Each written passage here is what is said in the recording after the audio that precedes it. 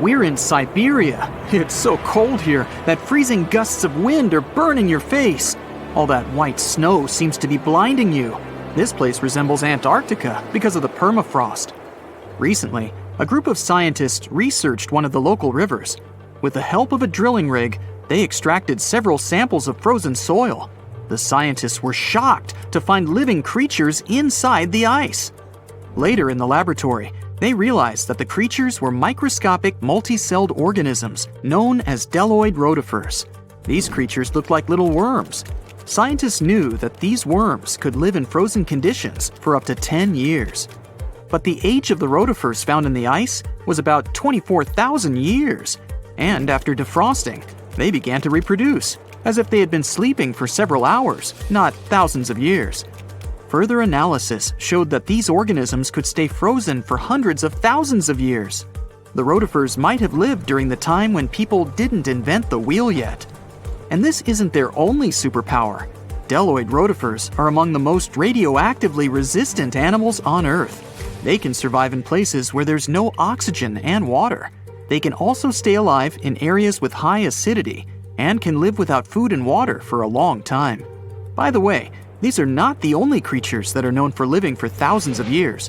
Particular types of moss and some microorganisms are also almost immortal. Nematodes, also called roundworms, are some of the most adaptive varieties of worms in the world. Imagine the Eiffel Tower standing tall and proud. And now, let's make it 10 times higher and place it underground. Exactly at this depth, many thousands of feet under the surface, scientists discovered these creatures. There's no sunlight and almost no air in this place. And since it's much closer to Earth's core than the surface of our planet, the temperature here is higher than in the middle of the hottest desert. Millions of tons of soil above create insane pressure. But all this couldn't prevent life from developing here. When roundworms run out of air, food, or when the temperature becomes too high, they get into a unique state of stasis, or deep hibernation. In this mode, the worm's metabolism slows down, and almost all the processes in their bodies stop. The creatures can sleep for a very long time, and only wake up when the environment becomes more livable. By the way, you don't have to go so deep underground to find these creatures. Nematodes are found all over the world. They can live in hot springs, deserts, high in the mountains, among the harsh ices of Antarctica, or inside animals and humans.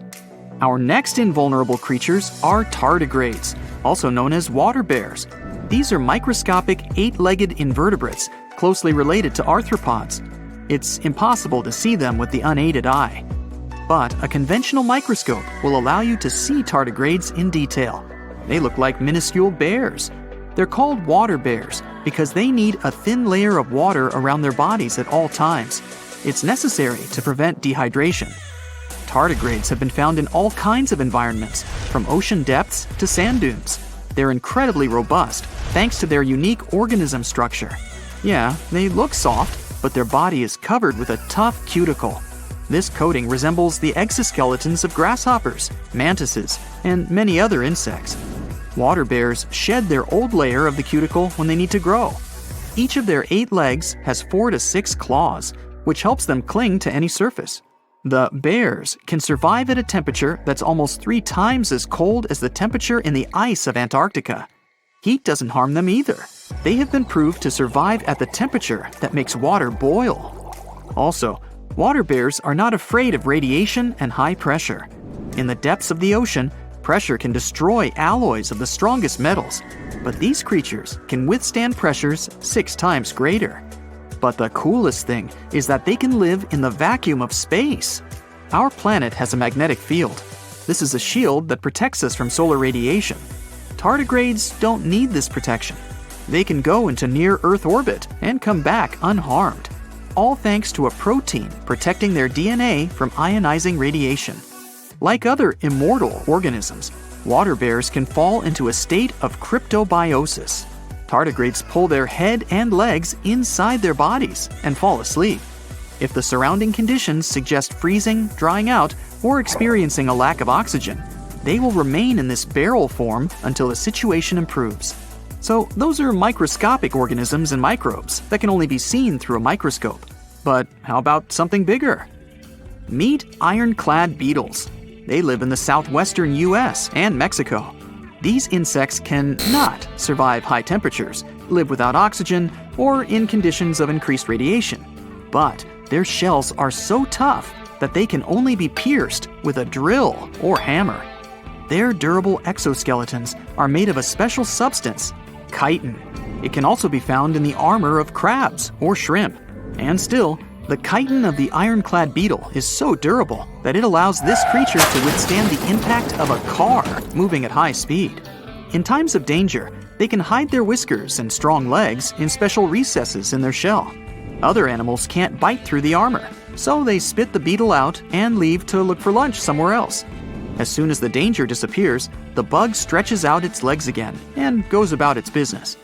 Also, the armor saves the beetles from dehydration, which is very useful in hot areas of Mexico and the southwestern US.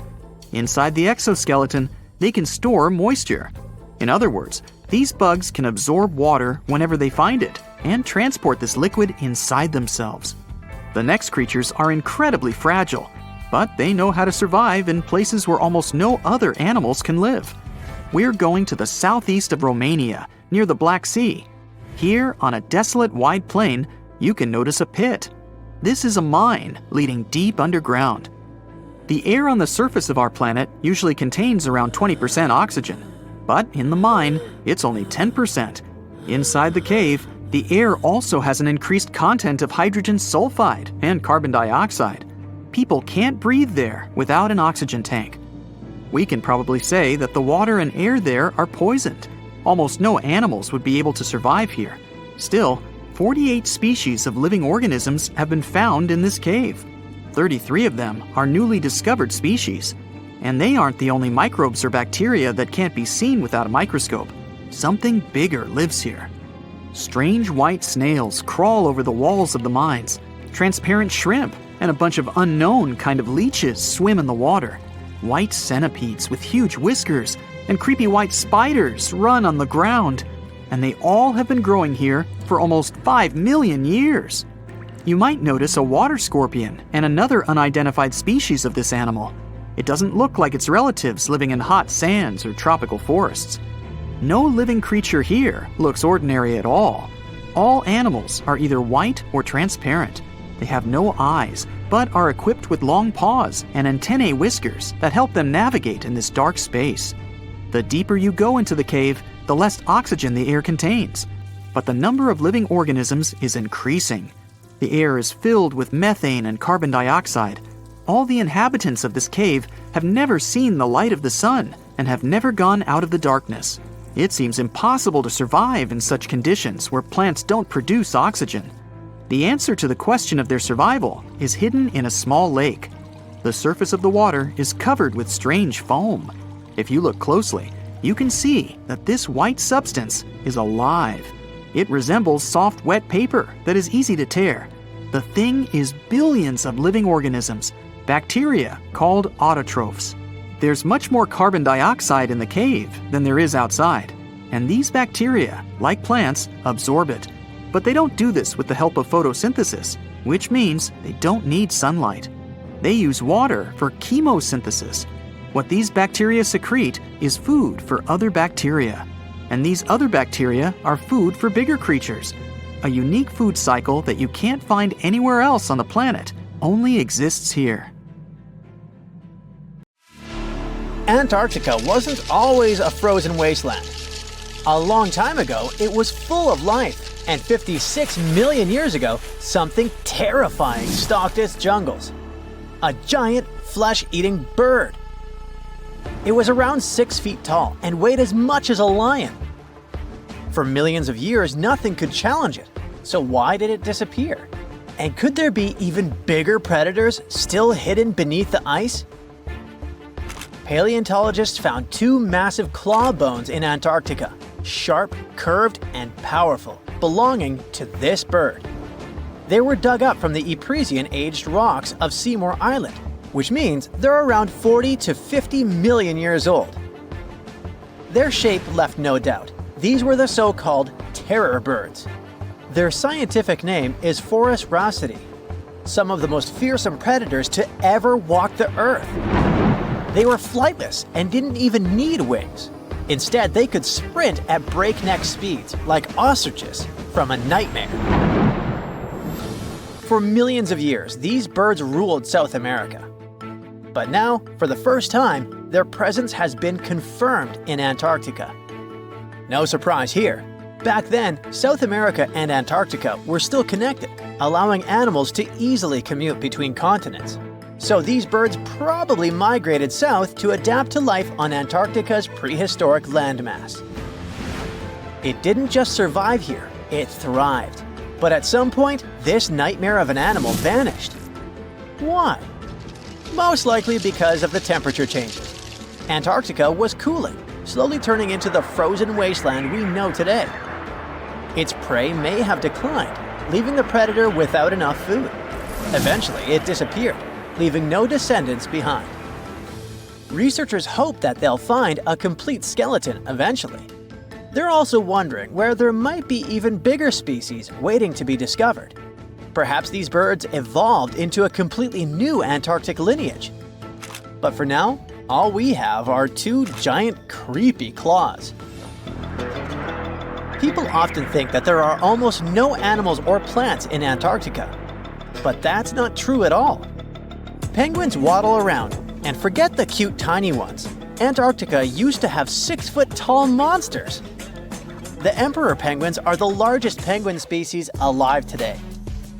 They can dive over 1,800 feet deep and hold their breath for over 20 minutes. There were giant ancient penguins around 38 million years ago. They were the size of humans. Fossils show they had long, sharp beaks, making them terrifying hunters of fish and squid. The fish there are also absolutely fascinating. Forget giant squids. Colossal squids are nightmares even bigger. Some reach over 40 feet long with massive, super sharp beaks and eyes the size of dinner plates. Finally, orcas, the apex predators of the Antarctic Ocean. They hunt in packs, working together like a wolf pack of the sea to take down seals, fish, and even massive whales. There are even tiny plants like moss and algae. Antarctic hairgrass and pearlwort. They somehow survive against all odds. There are many other myths going on about Antarctica. For example, some people think that when icebergs break off from glaciers, they immediately start drifting straight into the open ocean until they melt. But the reality is way more chaotic. First, when an iceberg breaks off from a glacier or ice shelf, it has to deal with underwater obstacles. It can stay stuck on the seafloor for decades without moving. Then they get caught in powerful whirlpools and spin in place for months. One iceberg, a 23A, spent nearly 40 years frozen in place before finally breaking free, only to get caught in a swirling ocean vortex for another 8 months. After that, their paths are influenced by ocean currents, tides, winds, and even underwater topography. They don't just float freely. Their movements are full of literal, unexpected twists. And speaking of glaciers, another strange rumor is that some humans can't travel more than 311 miles inland in Antarctica because of an impassable ice wall, freezing jet fuel, deadly winds, and no oxygen. But this is completely false. Antarctica has been explored by planes, vehicles, and even scientists on foot. There's an entire research station sitting at the South Pole. People live there all year long. The ice wall is real, a massive ice cliff rising above the ocean. But that isn't some secret barrier, it's an ice shelf. These are thick slabs of ice that form when glaciers slowly flow off the land and spread over the ocean. Almost 3/4 of Antarctica's coastline is made up of them, but they don't form some giant ring around the world. Antarctica is one of the most extreme places on Earth, but we've conquered its challenges, and we keep learning more about it every year. That's why every year, millions of dollars are poured into keeping research stations running, protecting wildlife, and making sure the people who live there have everything they need. But where does all this money go? Well, Antarctica stations are basically small cities. There's electricity, heating, water purification, food storage, and medical facilities. The biggest station, McMurdo, is basically a town with over 1,000 people in summer. It has everything from a fire station to a gym. The South Pole Station is super deep inland, so it's one of the hardest places to supply. Getting food and fuel there requires airplanes flying thousands of miles in extreme cold. But the internet loves a good mystery. When Google Maps revealed what looked like a massive doorway in Antarctica, conspiracy theorists went wild. People joked about everything from Bigfoot's vacation home to a secret base, or even a Star Trek spaceship hangar hidden in the ice. But there's a way simpler and less exciting explanation. It's actually a grounded iceberg, a chunk of ice that got stuck in shallow water and is now slowly melting. As ice moves across the landscape, it flows around bumps and obstacles, creating odd shapes. The process of melting, breaking apart, and refreezing can carve ice into unexpected forms. Antarctica also has incredibly strong downward-blowing winds that sculpt ice into dramatic formations over time. No secret doorway, unfortunately. And speaking of doors, for years, Ushuaia, Argentina, has been called the gateway to Antarctica, the last stop before the icy continent, the place where expeditions begin. But there's another option. Punta Arenas, Chile. Let's compare them. Ushuaia is closer to Antarctica. It's the top departure point for tourists going on cruises. But no regular flights to Antarctica. No major scientific bases operating from here. It's basically controlled by the military, which refuses to allow private flights, only commercially operated ships. Yes, Punta Arenas is further from Antarctica, but 22 countries and global organizations use it as their main base. There are regular flights to Antarctica happening there every year. Private airlines can actually operate here, making it the real air connection to Antarctica. Ushuaia may have the best location physically, but Punta Arenas actually runs the show. Argentina made a huge error in picking its Antarctic airbase. Instead of setting up a simple, accessible base at sea level, they built Marambio Base, very high on rough terrain, completely impossible to reach by land. Everything has to be flown in by helicopter, making operations slow, expensive, and frustrating. For 50 years, Argentina stubbornly stuck to this bad decision, while Chile set up efficient, well-planned bases that the world now uses. If things don't change, Ushuaia will be nothing more than a tourist stop. But what's terrifying is that Antarctica seems to be returning to its past. It's supposed to be the coldest place on Earth, but something shocking happened just recently. For the first time in recorded history, temperatures in Antarctica broke 68 degrees Fahrenheit. This continent is buried under miles of ice. Usually, temperatures there can drop to minus 112 degrees. But in the winter of 2020, scientists recorded an insane 69 degrees on Seymour Island, hotter than many places in Europe at that time. Scientists believe there are several reasons for that. First, there are changes in the way heat moves around the planet's waters. Second, melting permafrost due to the planet warming.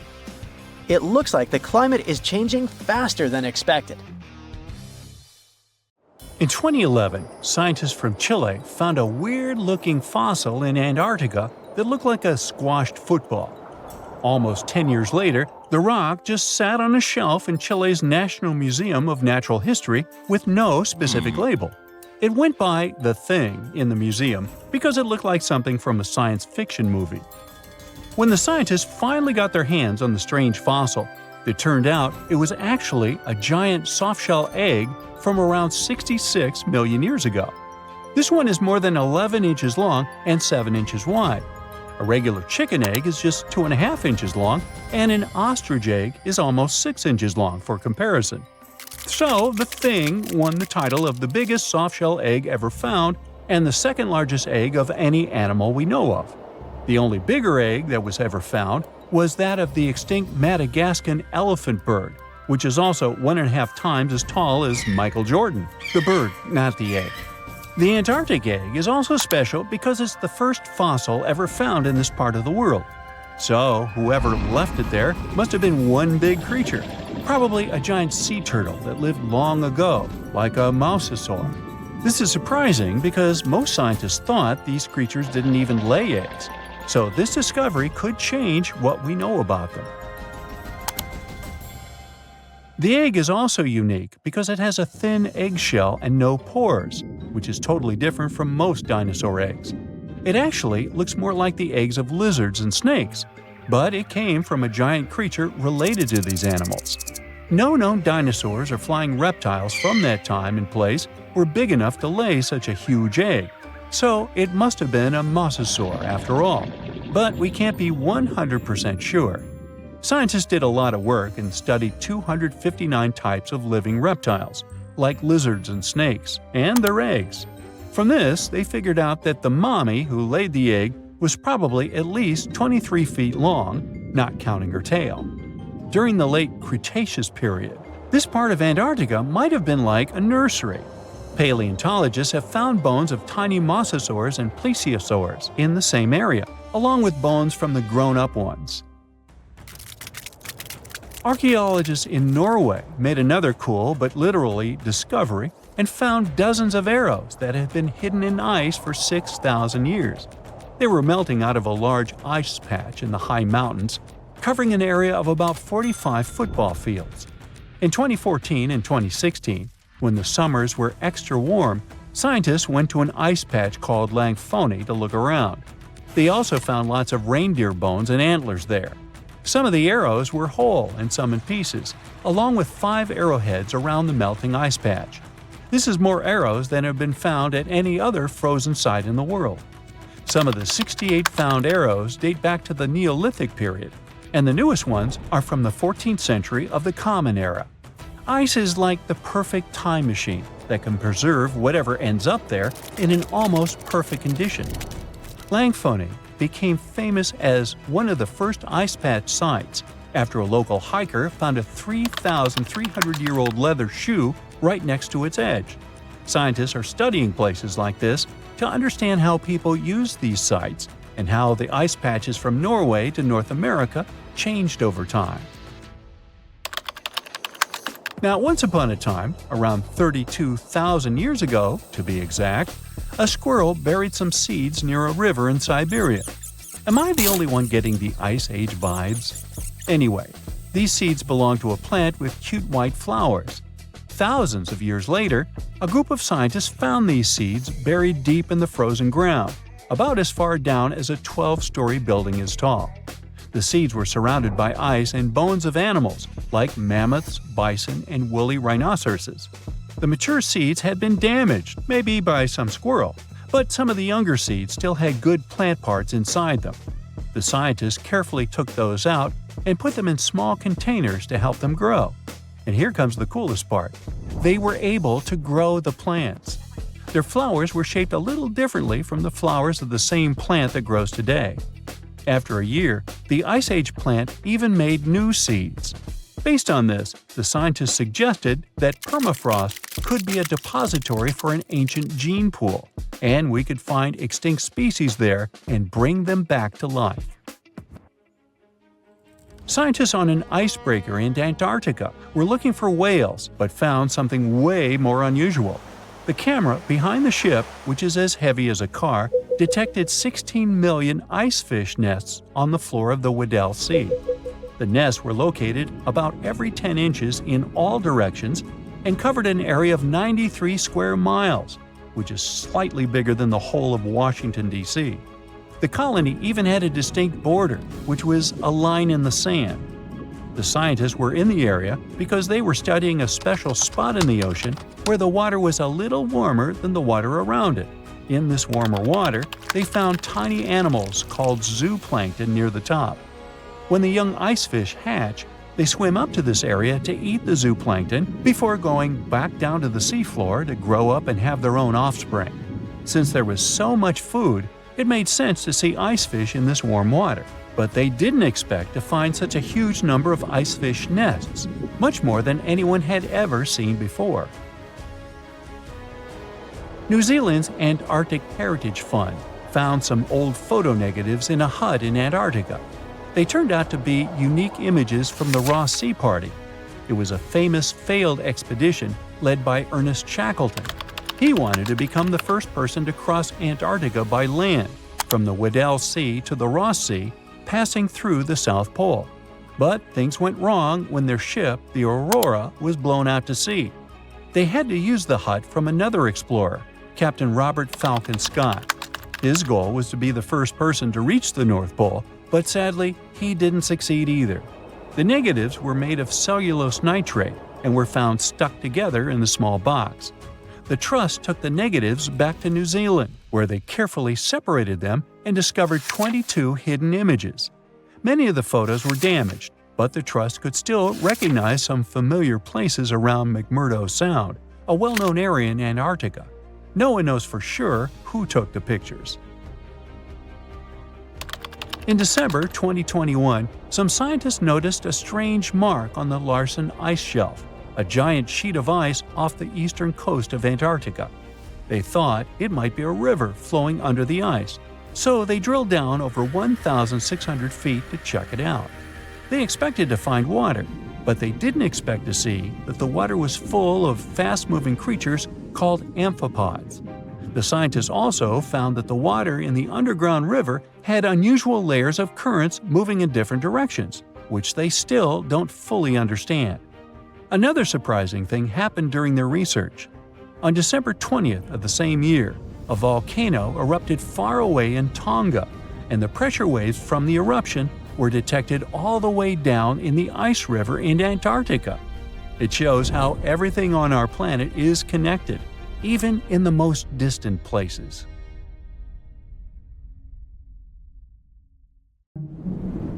When we look at creatures in the animal kingdom, we often have the following thought. If they have similar traits, they must be related somehow. Zebras, horses, and camels must have some common ancestor. Same goes for dogs and jackals. Somewhere back in their lineage, they must have some common great-great-great-grand wolf, right? Well, the way evolution works in nature is way more complex. Take, for instance, convergent evolution, which is when different creatures evolve independently from each other but end up having similar traits. We only need to look at sharks and dolphins to see how this works. At first glance, they look very similar, aquatic creatures with some species having roughly the same size. But turns out they're mostly unrelated.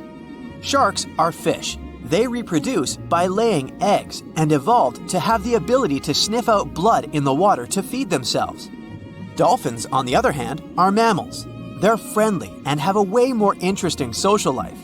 Take bottlenose dolphins, which have their own special whistles that they use similar to how humans use their names. Not only do they develop this type of whistle to introduce themselves to other dolphins, but they can also learn such names so they can better communicate with each other. Sure, sharks and dolphins did have a common ancestor, but this one lived in the sea almost 300 million years ago. It's safe to say, dolphins and sharks aren't even cousins these days. Another more shocking example of convergent evolution is that of whales and bats. Most of the creatures we can name on the top of our heads use light and sight to understand the world around them. But there is a specific set of creatures that relies on sound to paint them a picture of their environment. What they do is they emit a sound which bounces back to them depending on the object it hits. This ability is called echolocation. Animals that have this feature emit sounds at frequencies above human hearing, called ultrasound. Those sound waves bounce off objects while they move around, allowing them to figure out where they are in a certain space. Echolocation is mostly used by toothed whales and by some species of bats. What's similar in both of these animals is that they need to hunt in the darkness. Despite this, they echolocate in very different ways. Bats, for instance, use their throats to generate ultrasound from their mouth or nose. Then they proceed to listen for changes in the echoes. Their echolocation is so finely tuned that they can distinguish targets less than 0.01 inches apart, even if their target is moving. Whales, on the other hand, echolocate by pushing air through their nasal cavity. This movement creates vibrations in a special fatty organ called the melon. This organ focuses and modulates the sound, which then passes into the water around the whale. Whales then pick up the reflections of these sounds through their lower jaw and around the ears. Another striking example of evolutionary convergence is that of Ichthyosaurus and dolphins. Visually, the Mesozoic fish lizards named Ichthyosaurus seem very similar to modern dolphins. But the friendly mammals are much more related to giraffes and camels than the ancient creatures. Despite being 200 million years apart, they do share some common traits which mislead people into thinking they belong to the same species. But that's mostly because they lived in the same environment. They both evolved to feature dorsal fins, which keep them balanced while swimming. Now, let's look at Phytosaurus and crocodiles. The first ones were reptiles that roamed the Earth back in the Triassic period. They weren't dinosaurs, but they lived at the same time as the first dinosaurs did. Even though they look very similar, the first crocodiles popped up more than 70 million years later in the Cretaceous period. These two even fooled paleontologists at first. They initially assumed that phytosaurs were the ancestors of crocodiles. Placodonts and turtles look similar too. Placodonts, however, appeared about the same time as the dinosaurs did, somewhere around 235 million years ago. Like modern turtles, they lived in marine environments, but they were surrounded by predators. So, they evolved to have really strong shells to protect themselves. Turtles, however, made it to the scene around 100 million years later. Even modern cats have ancient lookalikes. They were called the Sparacidons, but they were carnivores and marsupials. They used to live in the South American area and resembled the saber-toothed tiger, which is now extinct. Speaking of saber-toothed tigers, how about one that's also related to the kangaroo? Yeah, this creature used to freely roam the Earth around 300 million years ago. The Thylacosmilus may have looked like a feline, but it was a marsupial, meaning it had a pouch of skin in which it carried its pups for a certain period after their birth, like kangaroos and opossums do today. It's difficult to estimate what they looked like since a full skeleton has never been found, but we do know they weighed between 180 to 260 pounds. When we picture a present-day elephant, we always imagine them with their tusks protruding upwards. Well, that's not how their ancestors did it. About 20 million years ago, there lived a prehistoric elephant-like creature named Deinotherium. It did, however, have both tusks curving down from their jaw. As with many other prehistoric creatures, we don't know why they had this feature the other way around. But one theory suggests they used them as anchors. By securing themselves to riverbanks, they were able to safely sleep without drifting off. The last thylacine passed away in the early 20th century. Their extinction was one of the most tragic natural events in modern times. For the last 2,000 years, they have been known to live only on the island of Tasmania. Despite the name, they looked more like foxes than felines. However, thylacines were marsupials rather than placental mammals like foxes. The two-lake wallaby was one of the most beautiful and majestic creatures ever to have lived. It used to be found in Australia and New Zealand.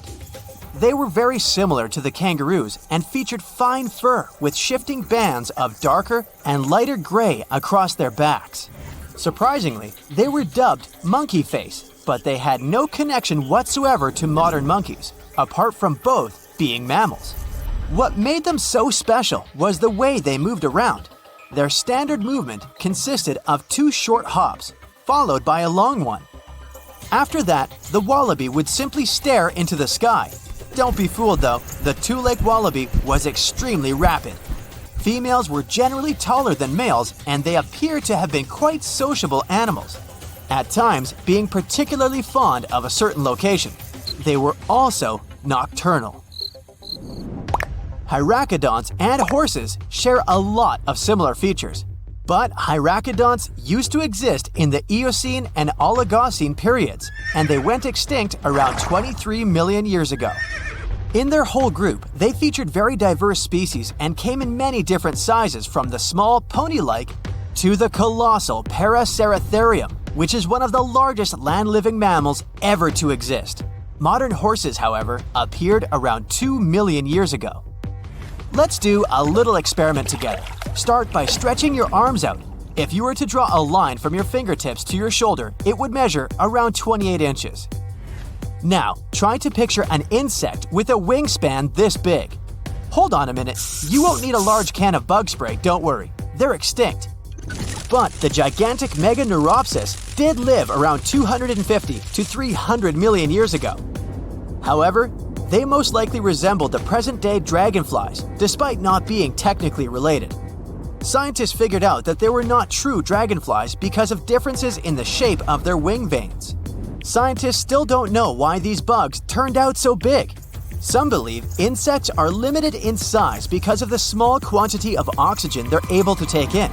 In the times when these insects roamed the Earth, the levels of oxygen in our atmosphere were much higher, so that might be one explanation. Other specialists think that they got so big because there wasn't any other predator large enough to pick them up from the ground. In a frosty Canadian park, hidden deep beneath layers of thick ice, scientists discovered a bizarre skeleton they named the frozen dragon. The skeleton had been in the frozen ice for millions of years. It took experts decades to work out the species of this strange fossil. It was identified as a new genus of pterosaur. Pterosaurs were massive flying reptiles with wingspans of over 16 feet. Their heads were 3.5 times the size of their bodies. Pterosaurs lived 76 million years ago when they soared above the dinosaurs. Scientists described them as the biggest, meanest, and most bizarre animals that ever flew. The new genus has been named Cryodragon boreas, which translates to frozen dragon of the north winds. In 2013, a young mountaineer was climbing one of the tallest mountains in Western Europe, Mont Blanc. He noticed a strange metal box poking out of the snow. The mountaineer pried the box open and found that it was filled with precious rubies, emeralds, and sapphires. The climber immediately handed the box to the authorities. It was discovered that the box likely belonged to a passenger on one of 2 flights from India that crashed into the mountain over 50 years ago. The box was valued to be worth over $200,000, and authorities are still searching for the heir to the small box of treasures. In northwest Siberia in 2007, a reindeer herder was on an outing with his sons when he noticed something strange in the ice. The man realized it was a frozen mammoth calf and immediately contacted the local museum. The calf was named Luba and was the best preserved mammoth mummy in the world at the time of its discovery. Luba had been in the ice for 41,800 years and is around 30 to 35 days old. From trunk to tail, the mammoth calf is roughly the same size as a large calf.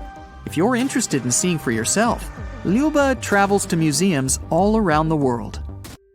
On the frozen continent of Antarctica, covered in layers of ice and snow, is Mount Erebus, the frozen volcano. The volcano was discovered in the middle of an eruption in 1841 by explorers on an Arctic expedition. The volcano is over 12,000 feet tall and has been active for the last 1.3 million years.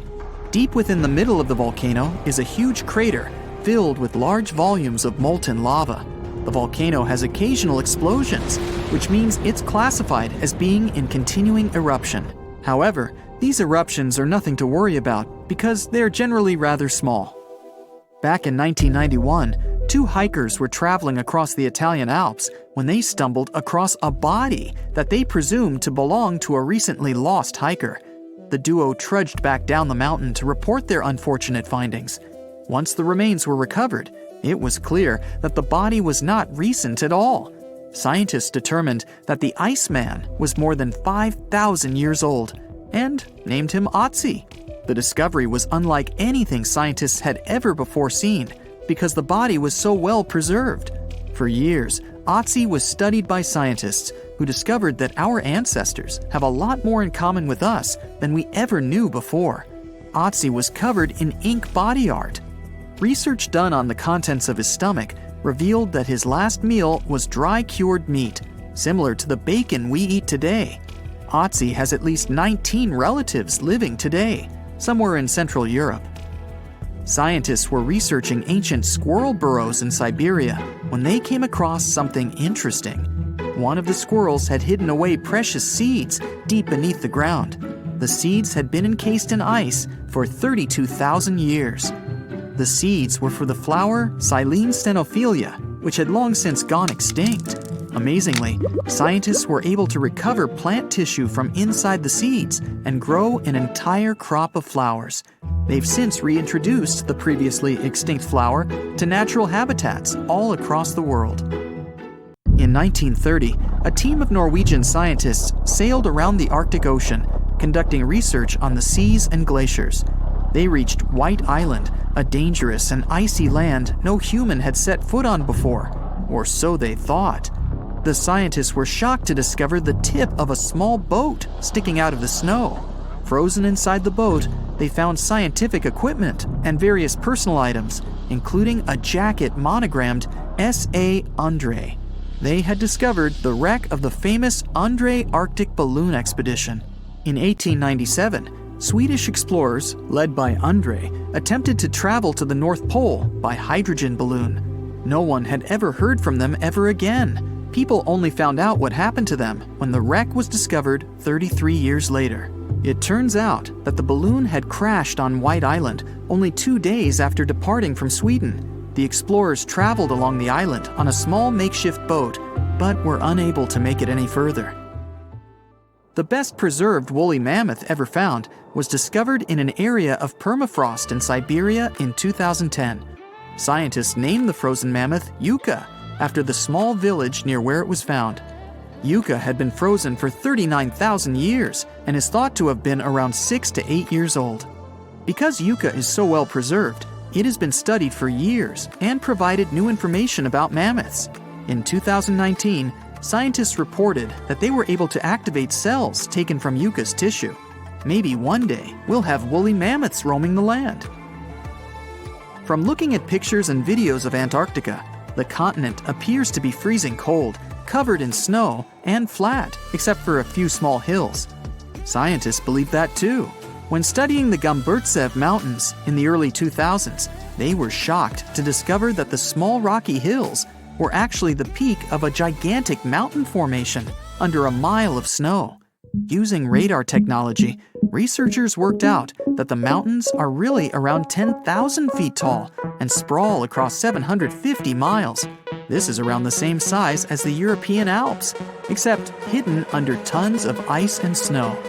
At a gold mine in Siberia, a businessman was examining a nearby river when he noticed something interesting in the frost. It was a small woolly rhino calf that was later named Sasha. The woolly rhino has been extinct for 15,000 years. It's thought that Sasha could have been frozen in the ice for up to 39,000 years. Sasha is unique because it's the only full-body woolly rhino to have ever been discovered. Glaciers around the northern Italian town of Pelo have begun to melt. Artifacts from decades and even centuries ago have been discovered pouring out of the ice. Personal belongings from soldiers have been found, things like diaries, photographs, and even love letters. Historians have even uncovered an entire cabin preserved beneath the ice. The cabin was filled with hard metal helmets and clothes. In 1845, Sir John Franklin embarked on an ill-fated expedition to the North Pole. The crew traveled on 2 ships, HMS Erebus and the ironically named HMS Terror. The expedition met with disaster, and both ships were lost to the icy waters. In 2016, the HMS Terror was discovered by a team of researchers. Despite being lost for 170 years, the freezing cold waters had maintained the ship in pristine condition. Scientists describe the ship as frozen in time. Dinner plates and glasses were still on shelves, beds and desks were still in order, and even the passengers' luggage appeared to be in good condition. The HMS Erebus was also discovered nearby, but due to changing water conditions, the ship wasn't in great shape. The glacial ice surrounding a mountain passageway in Norway that was notoriously used by the Vikings has revealed hundreds of ancient artifacts. One of these artifacts was a giant unopened wooden box that was welded together. Researchers were beside themselves with anticipation, waiting to open this box. They believed it would be filled with Viking treasures or artifacts that would give us an insight into ancient society. When they opened the box, all that was inside was a plain old beeswax candle. It turns out that this box wasn't actually as old as they thought it was. By analyzing the candle, they discovered that the box dates back to the 17th century. The age of the Vikings had ended by the 11th century. It's likely that the candle box belonged to a farmer who was shipping it from his summer farm to his winter farm to light up the long nights. Hey there, curious history buffs! Have you heard the legend of the ancient race of giants of Nevada? Yes, I'm talking about actual giants that allegedly lived thousands of years ago. Now I know what you're thinking. Giants, really? Well, archaeological finds add fuel to this debate too. And here's where it gets interesting. Lovelock Cave was indeed used as a burial site, and some of the remains found there are much larger than average human bones. The cave is by the Humboldt Sink in western Nevada. It was once part of an enormous lake, which eventually dried up, leaving a number of smaller ones, including the Humboldt Sink. The cave became the home of the Site-Ka tribe. According to the legend, these red-haired giants were so big that they had to be buried in the cave itself. Indeed, later on, archaeologists discovered 8 to 10 foot tall skeletons. This legend started to unfold when a mining engineer named John T. Reed talked to the locals in 1886. Once Reed saw the cave, he knew he was onto something. The news spread soon, but the cave was attracting another type of attention too. The deposits of a fertilizer known as guano were discovered inside the cave. So a mining company began excavating the precious resource in 1911 and soon shipped more than 250 tons of the fertilizer to San Francisco. Unfortunately, some of the human remains and artifacts were neglected and lost in the mining process. This led to an official excavation in 1912 and 1924. After the top layer of guano had been mined, strange objects started to surface. Around the area, the earliest evidence of human habitation dates back about 4,000 years. The Lovelock culture lasted for some 3,000 years, and they left us with 10,000 stunning artifacts. The pits in the cave were like a series of time capsules hidden at different depths. Archaeologists determined the age of each pit by its depth. It turns out that many different groups used the cave for storage over a really long time, and the things they stored there give us a really cool glimpse into their cultures. It's like a giant ancient storage unit full of hidden treasures. What have the researchers found besides the giant bones, you might ask? Some other bodies were mummified using a method similar to the one applied by ancient Egyptians. These remains also had something in common with the bodies discovered as far south as Lake Titicaca. Both mummies had some red hair. Yet, there are scientists who believe this reddish hue is the result of the interaction with the environment in which the bodies stayed. So, while the story of the red-haired giants may be a wild and intriguing tale, not everyone is convinced. Some experts believe that the bones found in Lovelock Cave are simply the remains of prehistoric animals, like mammoths or sloths. But others insist that there's something more to the story. Other relics, such as finely crafted baskets and exquisite duck decoys made from tule fibers, were also found there. In any case, this cave is worth the attention it gets. By the way, you can still visit this cave today and see the pits of different depths with your own eyes. But let me tell you one thing. It's in a hot, dry, and isolated place. Archaeologists have made another discovery that seems to be straight out of a legend. They think they found the palace of the one and only Odysseus, who was the legendary Greek king of Ithaca and the hero of Homer's epic poem. Move over, Indiana Jones. We've got some real-life adventure happening here from around 1300 BCE. Apparently, this is the only palace mentioned in Homer's epic poems that hasn't been found. The excavations have been made on the Ionian Islands, and the view from the ruins found on the island of Ithaca are exactly as described in the Odyssey, says the professor who led the excavation team. Known to the ancient Romans as Ulysses, the Greek hero took 10 years to return home to Ithaca after the fall of Troy. For many years, Homer's other epic, called the Iliad, which tells the story of the protracted siege of Troy by the Greeks, was regarded as a myth too. But then, in the 1870s, Troy was rediscovered in modern-day Turkey's Çanakkale city. So, if they found Troy, who's to say they couldn't find Odysseus's home? The researchers were following Homer's words as a roadmap. The excavation site has a building complex with 2 levels. It has important finds, such as storerooms and workshops, a complicated drainage system, and fragments of pottery. It also has a well from the 8th century BCE, which is around the time when Odysseus is believed to have been the king. Yet, not everyone is convinced that the team has actually discovered the home of Odysseus. A British researcher named Robert Biddlestone insists that Homer's description of ancient Ithaca isn't very similar to the island that now has its name, and that Odysseus's kingdom was actually on the Isle of Cephalonia.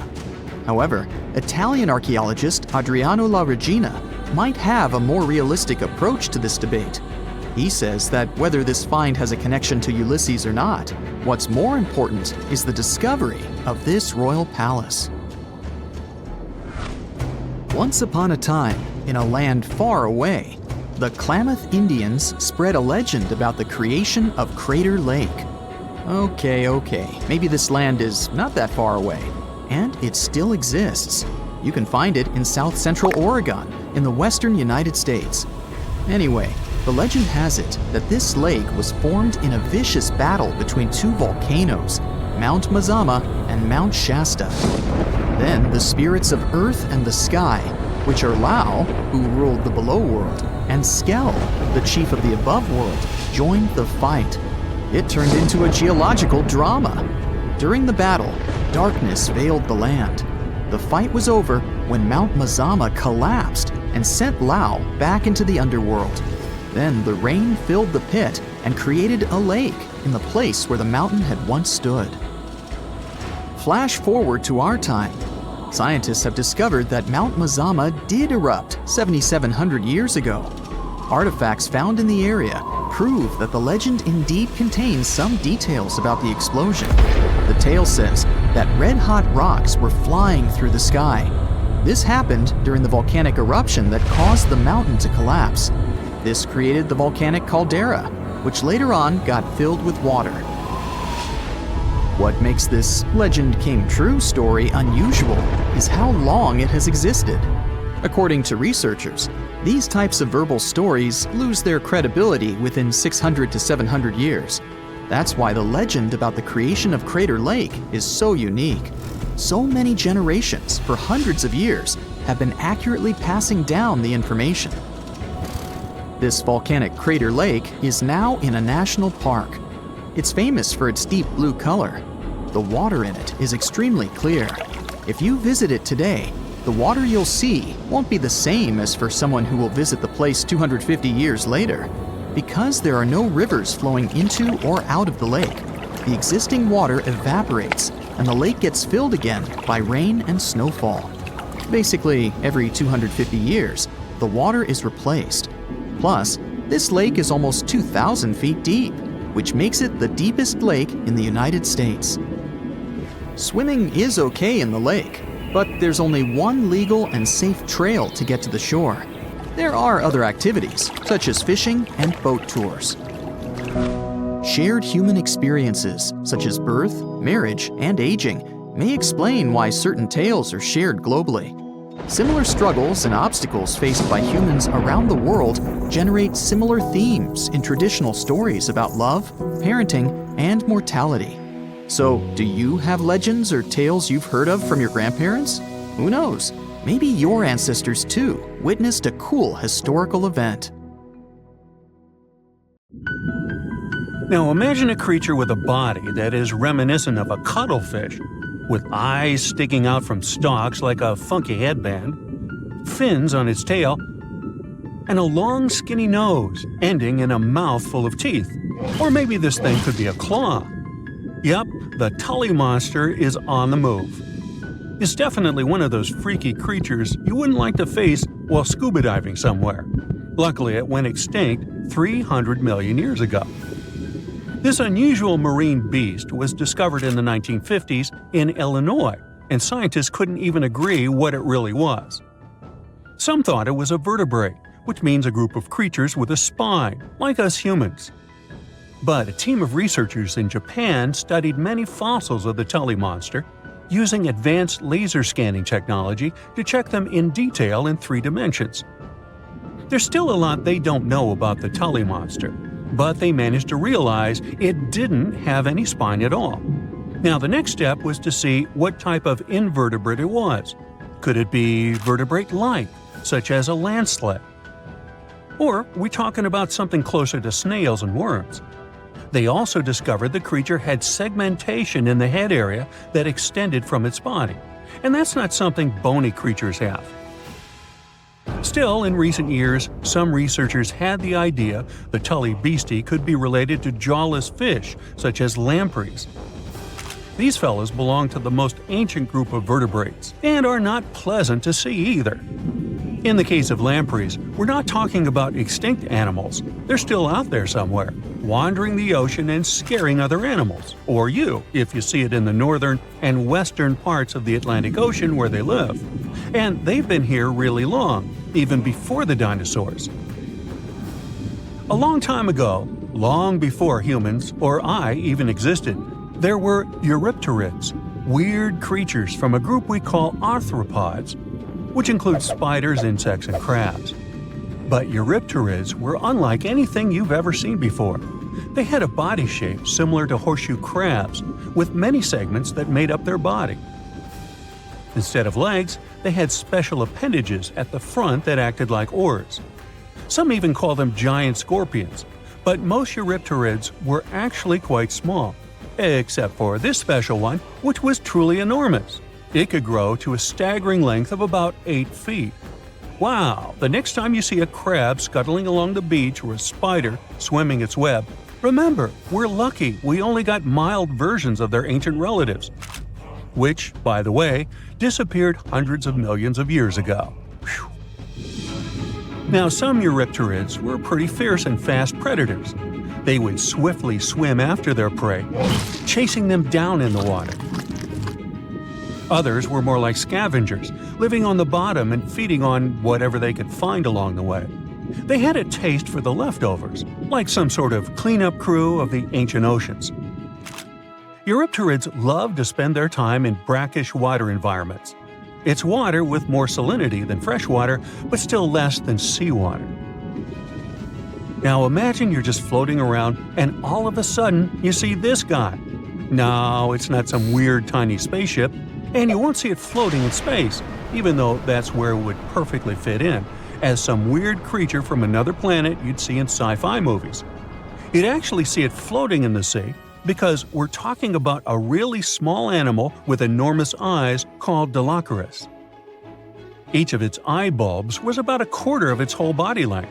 That's what gives it that space look, like it might live on one of the oceans under the surface where we look for life, like Europa, one of Jupiter's moons, or Titan, Saturn's biggest moon.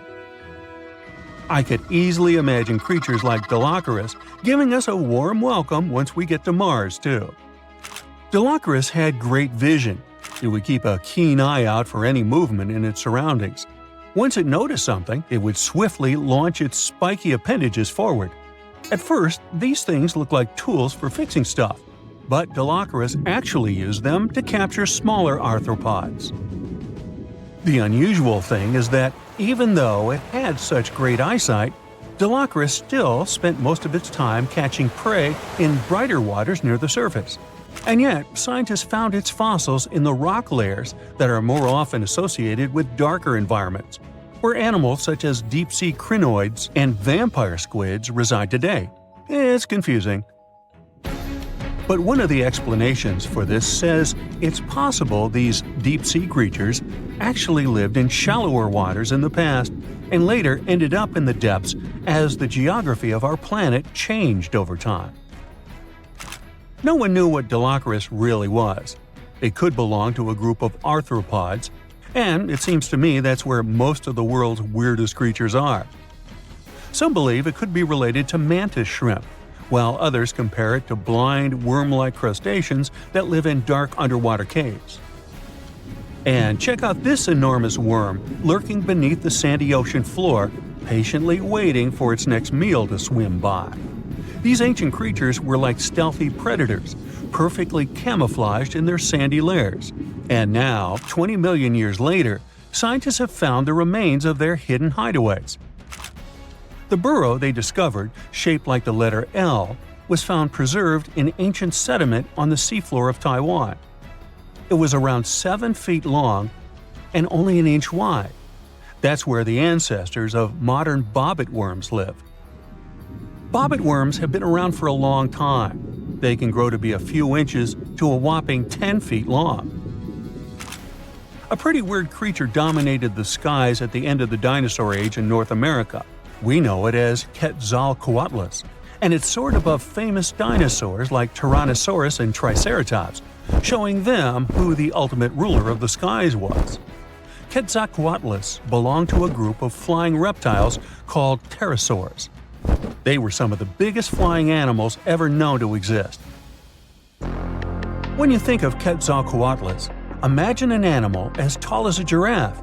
These incredible creatures had long necks, small bodies, long legs, and wings that were relatively short compared to their size. The biggest of its kind was really massive and held the title of being the largest flying creature of all time. They had long, pointed skulls, while some also had short crests at the back of their heads. And for a long time, researchers were confused about how these giant pterosaurs hunted for food. At first, some even believed that Quetzalcoatlus and its relatives were like giant vultures that scavenged the remains they would find around. They drew such a conclusion because Quetzalcoatlus fossils were found inland, away from the coast where other big pterosaurs were found, such as the crested pteranodon. Plus, many thought these fellas were skilled at skimming, which means lurking over freshwater systems and catching fish. But it appears these massive animals were actually predators with excellent hunting skills. The exact technique they used to catch their prey remains a mystery, though. Now here's another cool discovery, a specific fossil as the oldest evidence of muscle tissue ever found. This fossil belongs to a group of animals that includes modern creatures such as jellyfish, corals, and sea anemones. And it looks so cool and unique, right? It has bundles of fibers arranged in a four-fold symmetrical pattern, similar to what we see in Nedardians today. This arrangement is different from any other fossil from that period. Now, this fossil may look weird, but it helps us understand the evolution of muscle tissue in animals. They, well, all of us actually, got new options for discovering different feeding strategies and generally new things to do thanks to muscles. And it's not like scientists usually get to study fossilized muscles. It's more that they learn about that based on how animals feed, reproduce, move, and do other things. So this cool fossil suggests animals may have had an earlier origin than we used to believe. Let's talk about calendars, a super important tool in human civilization. Imagine if we didn't have calendars. Chaos, right? We wouldn't know when to celebrate birthdays, be able to plan holidays, or even show up for important events. Calendars bring order to our busy lives and help us make sense of time. But here's the cool part. Humans have been using them for thousands of years.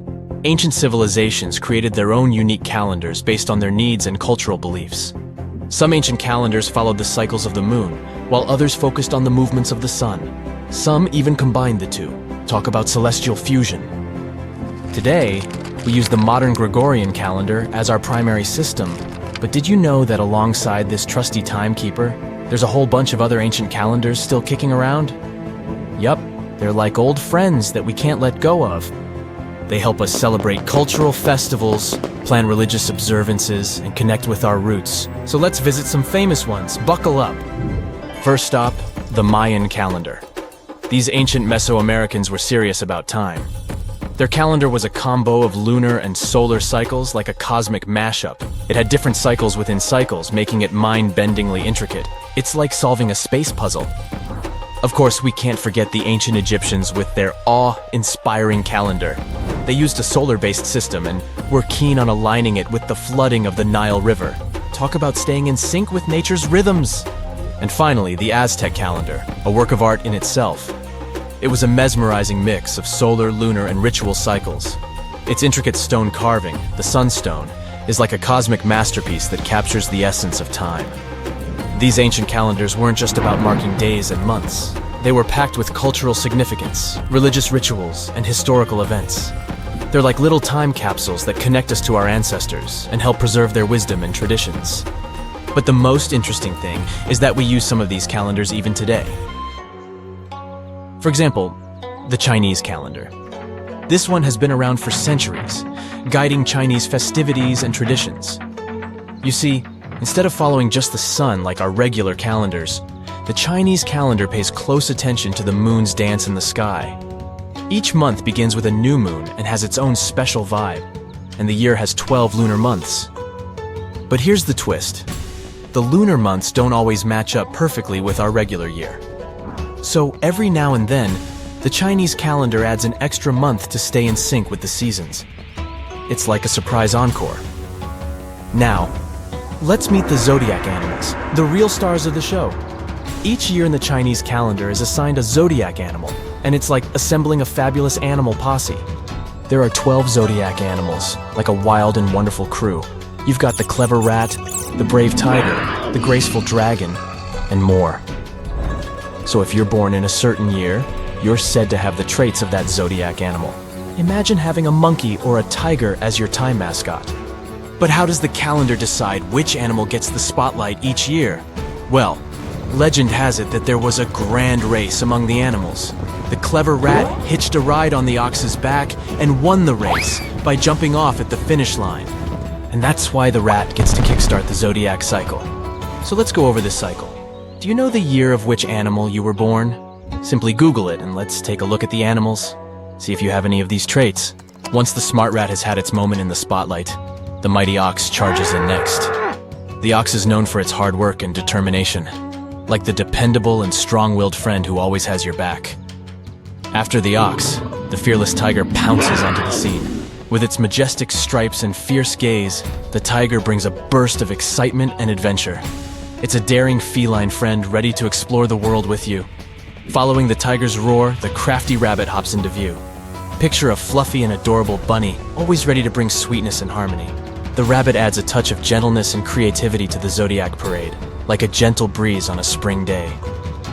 Next up, the bold and fiery dragon. This legendary creature takes the stage with its majestic presence and mythical powers. It's like a friend with a mystical vibe, who's just filling the air with magic and awe. After the dragons, the wise and intuitive snake slithers into the play. This serpentine friend brings wisdom and insight, like a guide navigating the twists and turns of life. It's always great to have a sneaky and clever confidant on your side.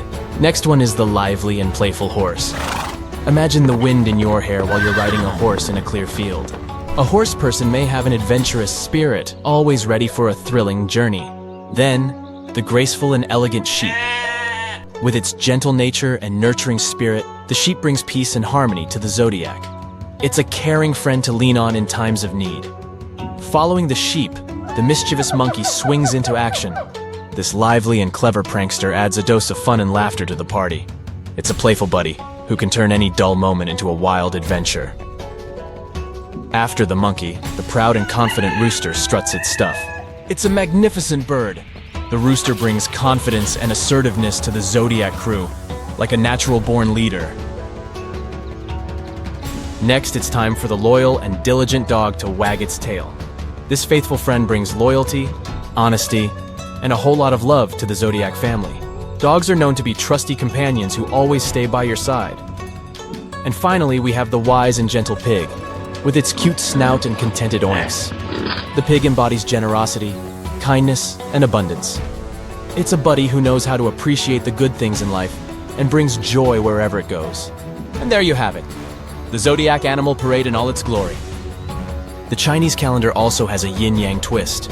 It pairs each zodiac animal with one of 5 elements: wood, fire, earth, metal, or water. This brings even more personality to the mix. It's like adding a spice to your zodiac animal cocktail. The Chinese calendar still guides festivities like the vibrant Chinese New Year. It also helps people decide the luckiest times for important life events. Need to plan a wedding? Check the calendar. Want to start a business? Yep, the calendar's got your back. It's like a fortune teller guiding you through the twists and turns of life. So, next time you see the Chinese calendar, remember that it's a celebration of lunar magic, animal wonders, and cultural traditions. Now, we dive into the Hindu calendar. This one is all about embracing cycles and cosmic rhythms.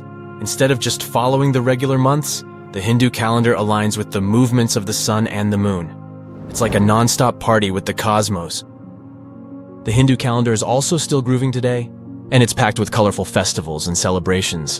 From Diwali, the Festival of Lights, to Holi, the Festival of Colors. It's a fireworks extravaganza combined with a vibrant paintball fight. The Hindu calendar is also used for religious observances and auspicious timings. It helps determine the best time for weddings, housewarming ceremonies, and other important life events. The Hindu calendar doesn't just stick to the usual 365 days. It accounts for lunar months, solar months, and even leap years. So next time you glance at a calendar, remember that it's not just a bunch of dates and numbers. It's a remarkable tool that connects us to our past and guides us into the future. Ancient calendars remind us of our shared human history and the beauty of different cultures. So let's embrace this amazing diversity.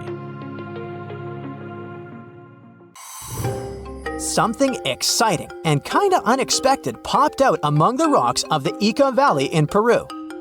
The bones of a really old whale that lived almost 40 million years ago. At first, no one was really impressed because the bones they found were big and weirdly shaped, so people just thought they were looking at giant boulders. I mean, that's cool too, but things got way better when they realized those were the remains of a very large ancient animal that roamed along the coast of ancient Peru. Plus, it was probably the heaviest creature that ever lived. Sorry, blue whale, I know you worked hard to get to the top. The length of over 100 feet and weight of more than 200 tons brought you the status of the biggest animal on our planet. But it seems you've held the title long enough. Time to hand it over to our next candidate, and that one's really gigantic. This ocean beast was probably shorter than the blue whale, but heavier, with a weight that could be between 93 tons and 370 tons. If it's closer to the higher number, it'll make Prehistoric the biggest animal ever known to have lived on Earth. And it seems its weight was the result of having extremely thick, dense bones. You can see such bones today in manatees or some other early whales. Dense bones are a great tool for such marine mammals. This feature makes them heavy and allows them to stay submerged most of the time. But at the same time, if their body was too heavy, they would end up sinking all the time, and they would waste too much energy to move back up to the surface. So, to avoid sinking, marine mammals need to have enough lighter tissues, like muscles and fat, to help them float in the water without using too much energy. Now, scientists didn't have the whole skeleton, which makes it hard to tell how big the animal was. But they used the ratio of the heavy bones to the lighter tissues in other marine mammals to estimate the overall weight of this giant ancient whale. Experts found these fossils about 13 years ago and spent the next decade freeing the whale from the rock. Its anatomy and age showed this whale was a cousin of Basilosaurus, a whale that had a long snout full of sharp teeth, and a sleek body similar to that of an eel. Even if Pericetus wasn't bigger than the blue whale, it was still a giant that ruled the ocean depths. Unlike modern whales, there's a possibility that this ancient fellow was a predator that liked to go after bigger prey. And this also changes how we see the history of whales. Scientists used to think these magnificent creatures became really big about 5 million years ago when they started eating lots of small creatures. But here's the proof that giant whales existed even before that. But it's still unclear how this whale managed to find enough food to sustain its enormous body. Plus, it's still hard to tell what exactly this ancient creature had on its menu. It was pretty large and not such a fast swimmer, so it's possible it searched for food in shallow waters. Then it probably ate crustaceans, clams, or some other small animals hiding in the sand. One theory says it was a scavenger, which basically means it munched on remains of everything that would come its way. It's not so unusual to find marine animals in deserts. Many of these regions used to be covered with water anyway. The Sahara in Africa is a perfect example. About 50 to 100 million years ago, this was not a dry desert, but a shallow saltwater body called the Trans-Saharan Seaway. The land is not wet there anymore, of course, but people who lived in that area knew about it because they used to find old shells across the desert. The sea was about 164 feet deep. That sounds enough for a nice swim. Some would say this area looked like modern Puerto Rico, with lots of sun and shallow water. Mangrove forests were a common thing as well as seafloors covered with mollusks, like snails and clams. The marine sediment that was left behind after the sea had dried up is full of different fossils. And the animal that lived in that ancient underwater world didn't look friendly. Plus, they were much bigger than their relatives from modern times, so a regular-sized human would end up as a snack, not even a whole meal. Normally, when animals live on small islands, they can become much bigger than their relatives from the mainland. This is something we call island gigantism, and it happens because there are more resources or fewer predators on islands. Maybe the same thing happened in the Trans-Saharan Seaway. Even though it wasn't an actual island, the water moved in and out, which created little pockets of water. And specific conditions in these pockets might have helped animals grow bigger. So we're talking about giant sea snakes, catfish, and fish that no longer exist today. One had incredibly strong jaws, and the animal used them to eat hard things and even crush shells. Their teeth showed they were fierce predators other animals had every reason to be afraid of. They went through some changes when it came to diet, similar to some types of piranhas. And the competition to get to the top of the food chain wasn't a joke. Not when there were also such large predators as sharks, crocodiles, and ancient relatives of elephants. Sahara went through different phases. If you could use a time machine and take a peek at Earth's largest hot desert as it was about 6,000 years ago, you wouldn't have to struggle with sand and heat. You'd have a nice walk through a green and pretty lush place. In the past, people who lived in that area didn't leave drawings on cave walls that showed camels, sand dunes, and scorpions. All those things you'd see in today's Sahara. Instead, they drew crocodiles. That's additional evidence that the Sahara used to have a lot of water and plants enough to support these big yet scary animals. Around 3 billion years ago, Earth might have been mostly covered with water. Today, it's about 71% of its surface, but it seems that our planet used to be a giant ocean world with no continents at all, just some scattered islands. Scientists studied special rocks in Western Australia that formed in a place deep under the ocean called a hydrothermal vent system. To explain this better, it's important to mention two common oxygen types, O16 and O18. O18 is heavier because it has extra neutrons. O16 evaporates from water more easily, and as researchers studied an old ocean floor, they found a lot of O18, more than in today's oceans. This way, they realized ancient Earth had less dry land than Earth today. Australia is a good spot to conduct these studies because a long time ago, it also used to be a beautiful place with large animals and lush rainforests. But as time went by, the land became drier and Australia had more deserts formed, such as the Great Victoria Desert. Rainforest remained only on the edges of the continent. What happens with deserts across the globe is called desertification. That's when land that used to be good for growing things turns into a desert or something similar. Our planet changes over time, together with its climate.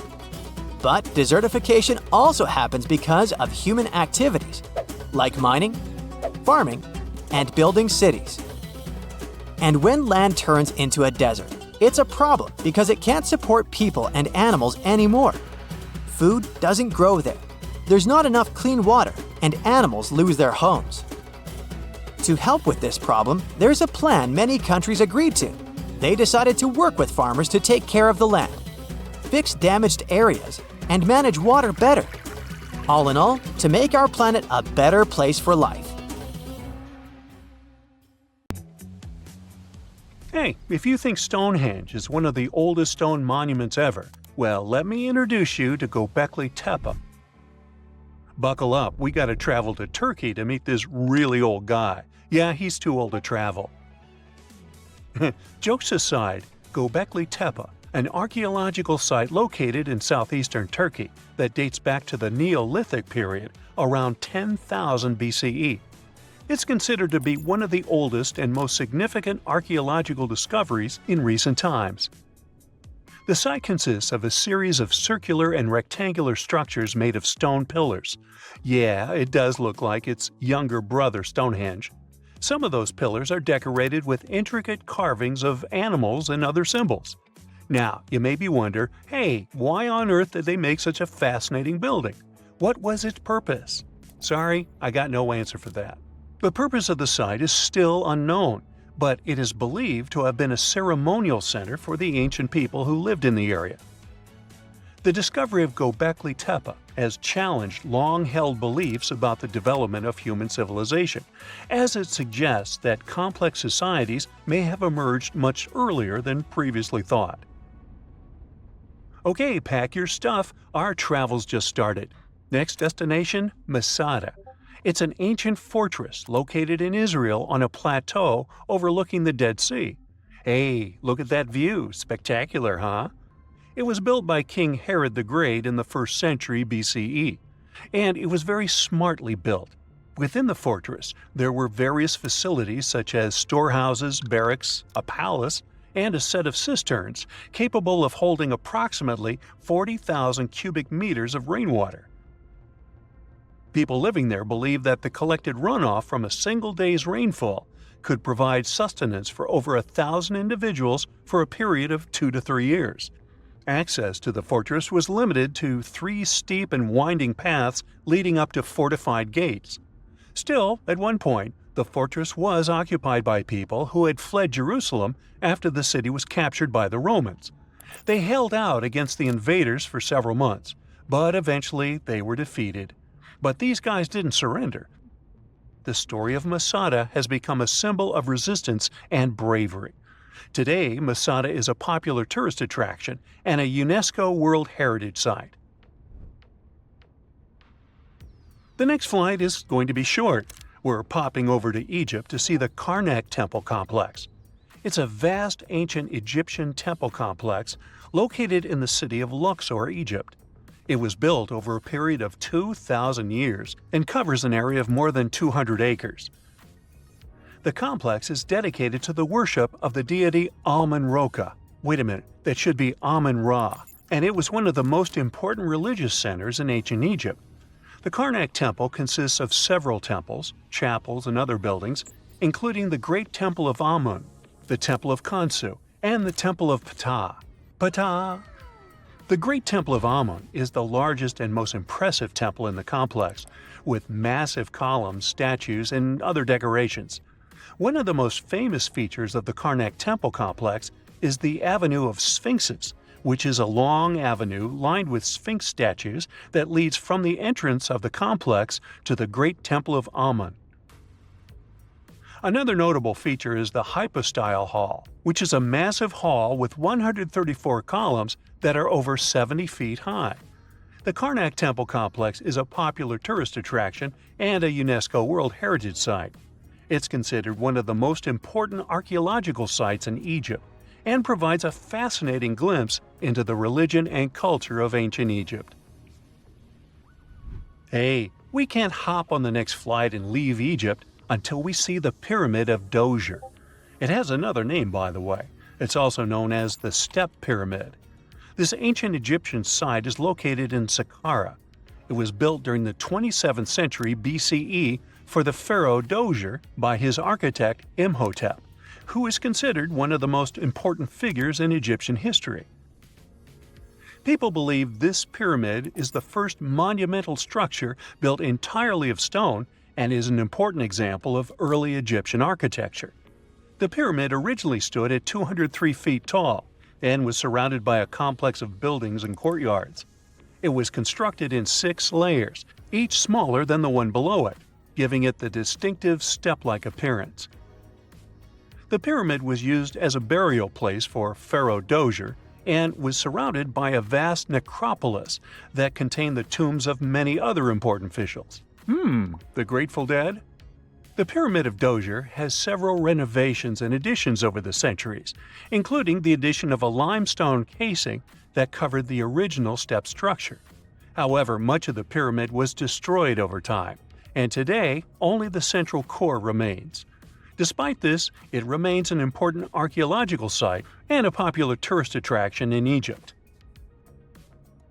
Alrighty, we're ready to move on. There's one more pretty recent discovery we gotta see today.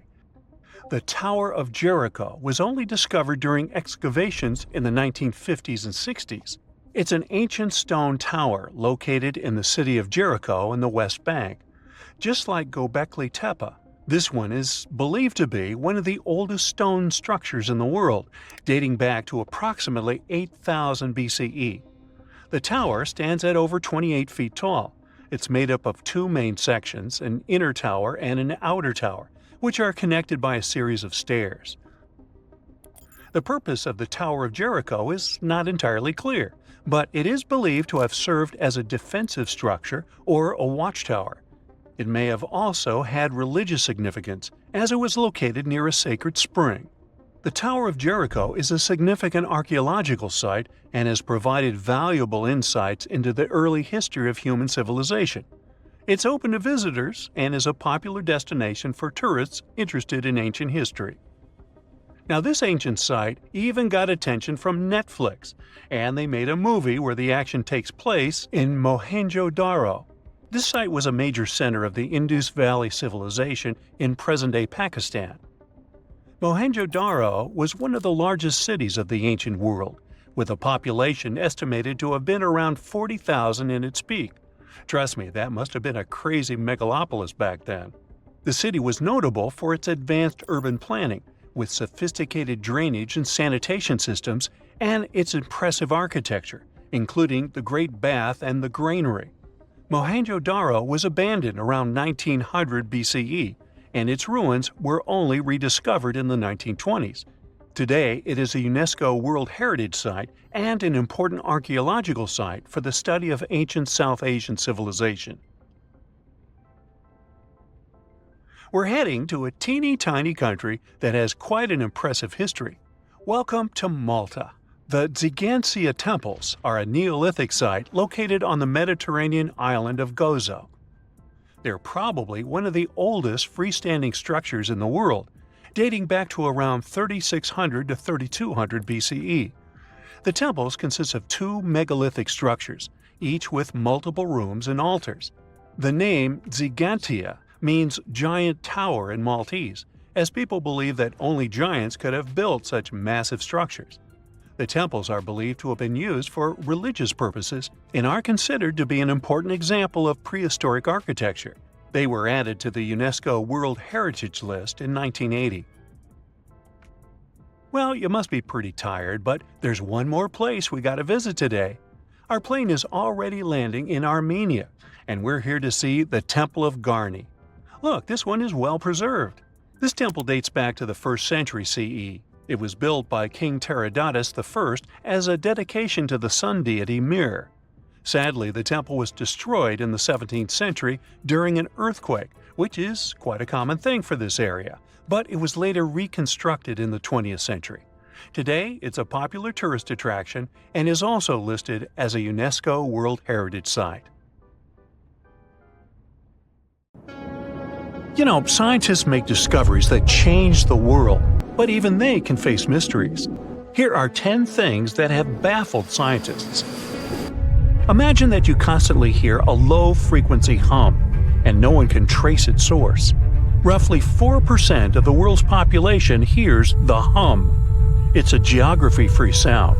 I mean, people all around the world hear it, so the name varies from Tao's hum to Auckland hum, depending on the region where it gets generated. The sound is just on the threshold of human hearing. People hear it less when they're outside, and it gets louder indoors, especially at night. What's even scarier is that you cannot unhear it once you've heard it. Some folks say it started in London around the time of Charles Dickens, who wrote A Christmas Carol, and the low-frequency sound actually comes from the humbug. Or not.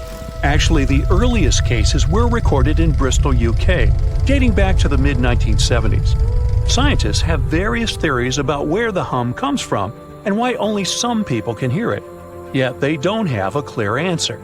It could occur when ocean waves move along the ocean floor. They shake the Earth when they collide with continental shelves. Or this might be happening because of volcanic eruptions and earthquakes. Oh, and how about ultra-low frequency radio signals used to communicate with submarines or even 5G? Upsweep is another type of unidentified sound. It was discovered in 1991 in the Pacific Ocean. The sound is high enough to be recorded throughout the ocean. Scientists theorize that the sound could be related to underwater volcanic activity.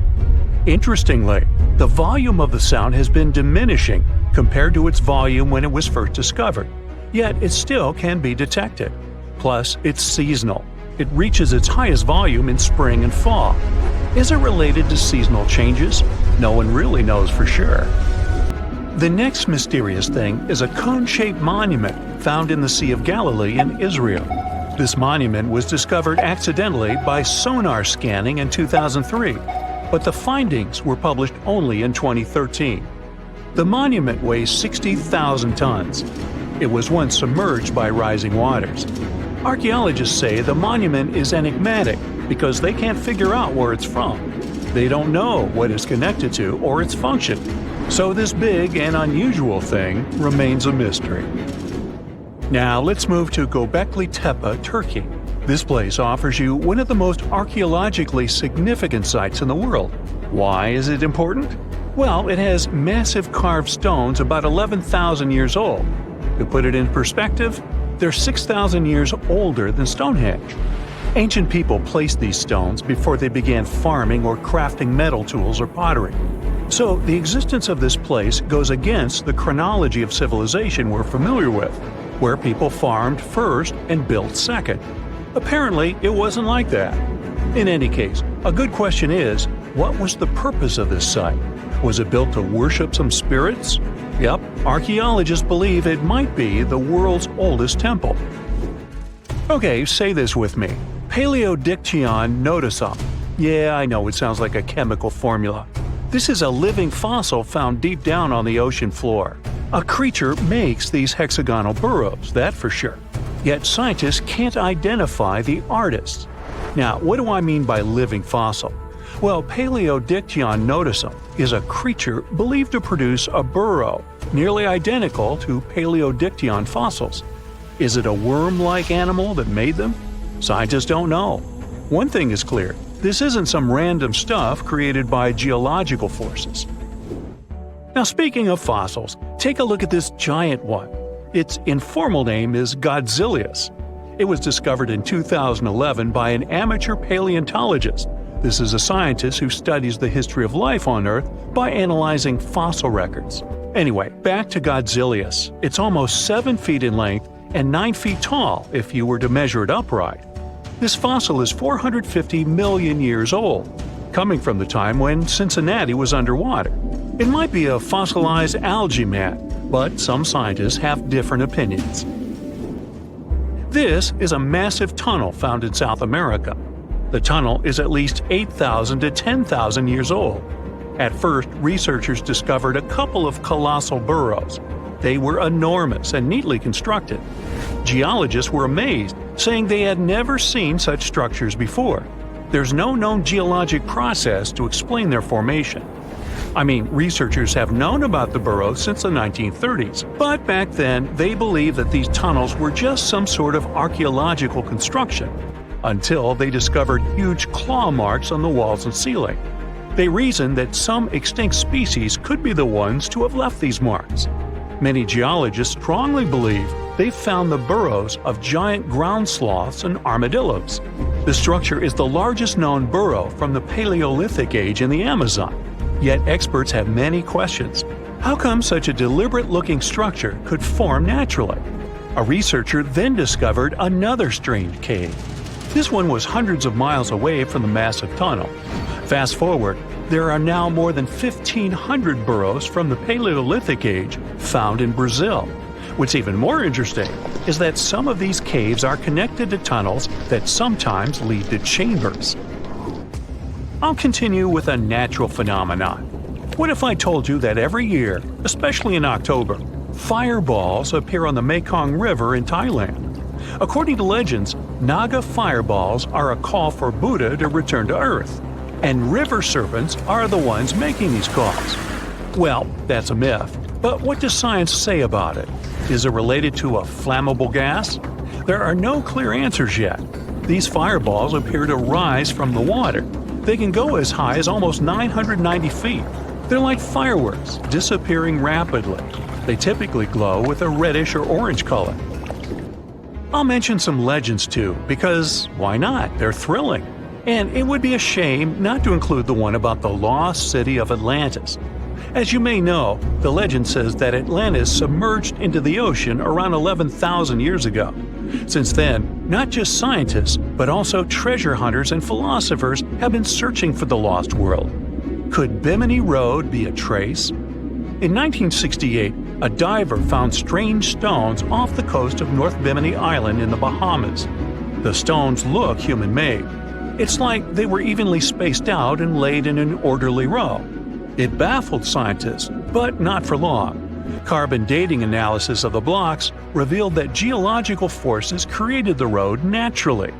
There weren't any tool marks or signs indicating that the blocks had been stacked or something. The research is continuing, but yeah, scientists generally believe that the rocks were created by erosion.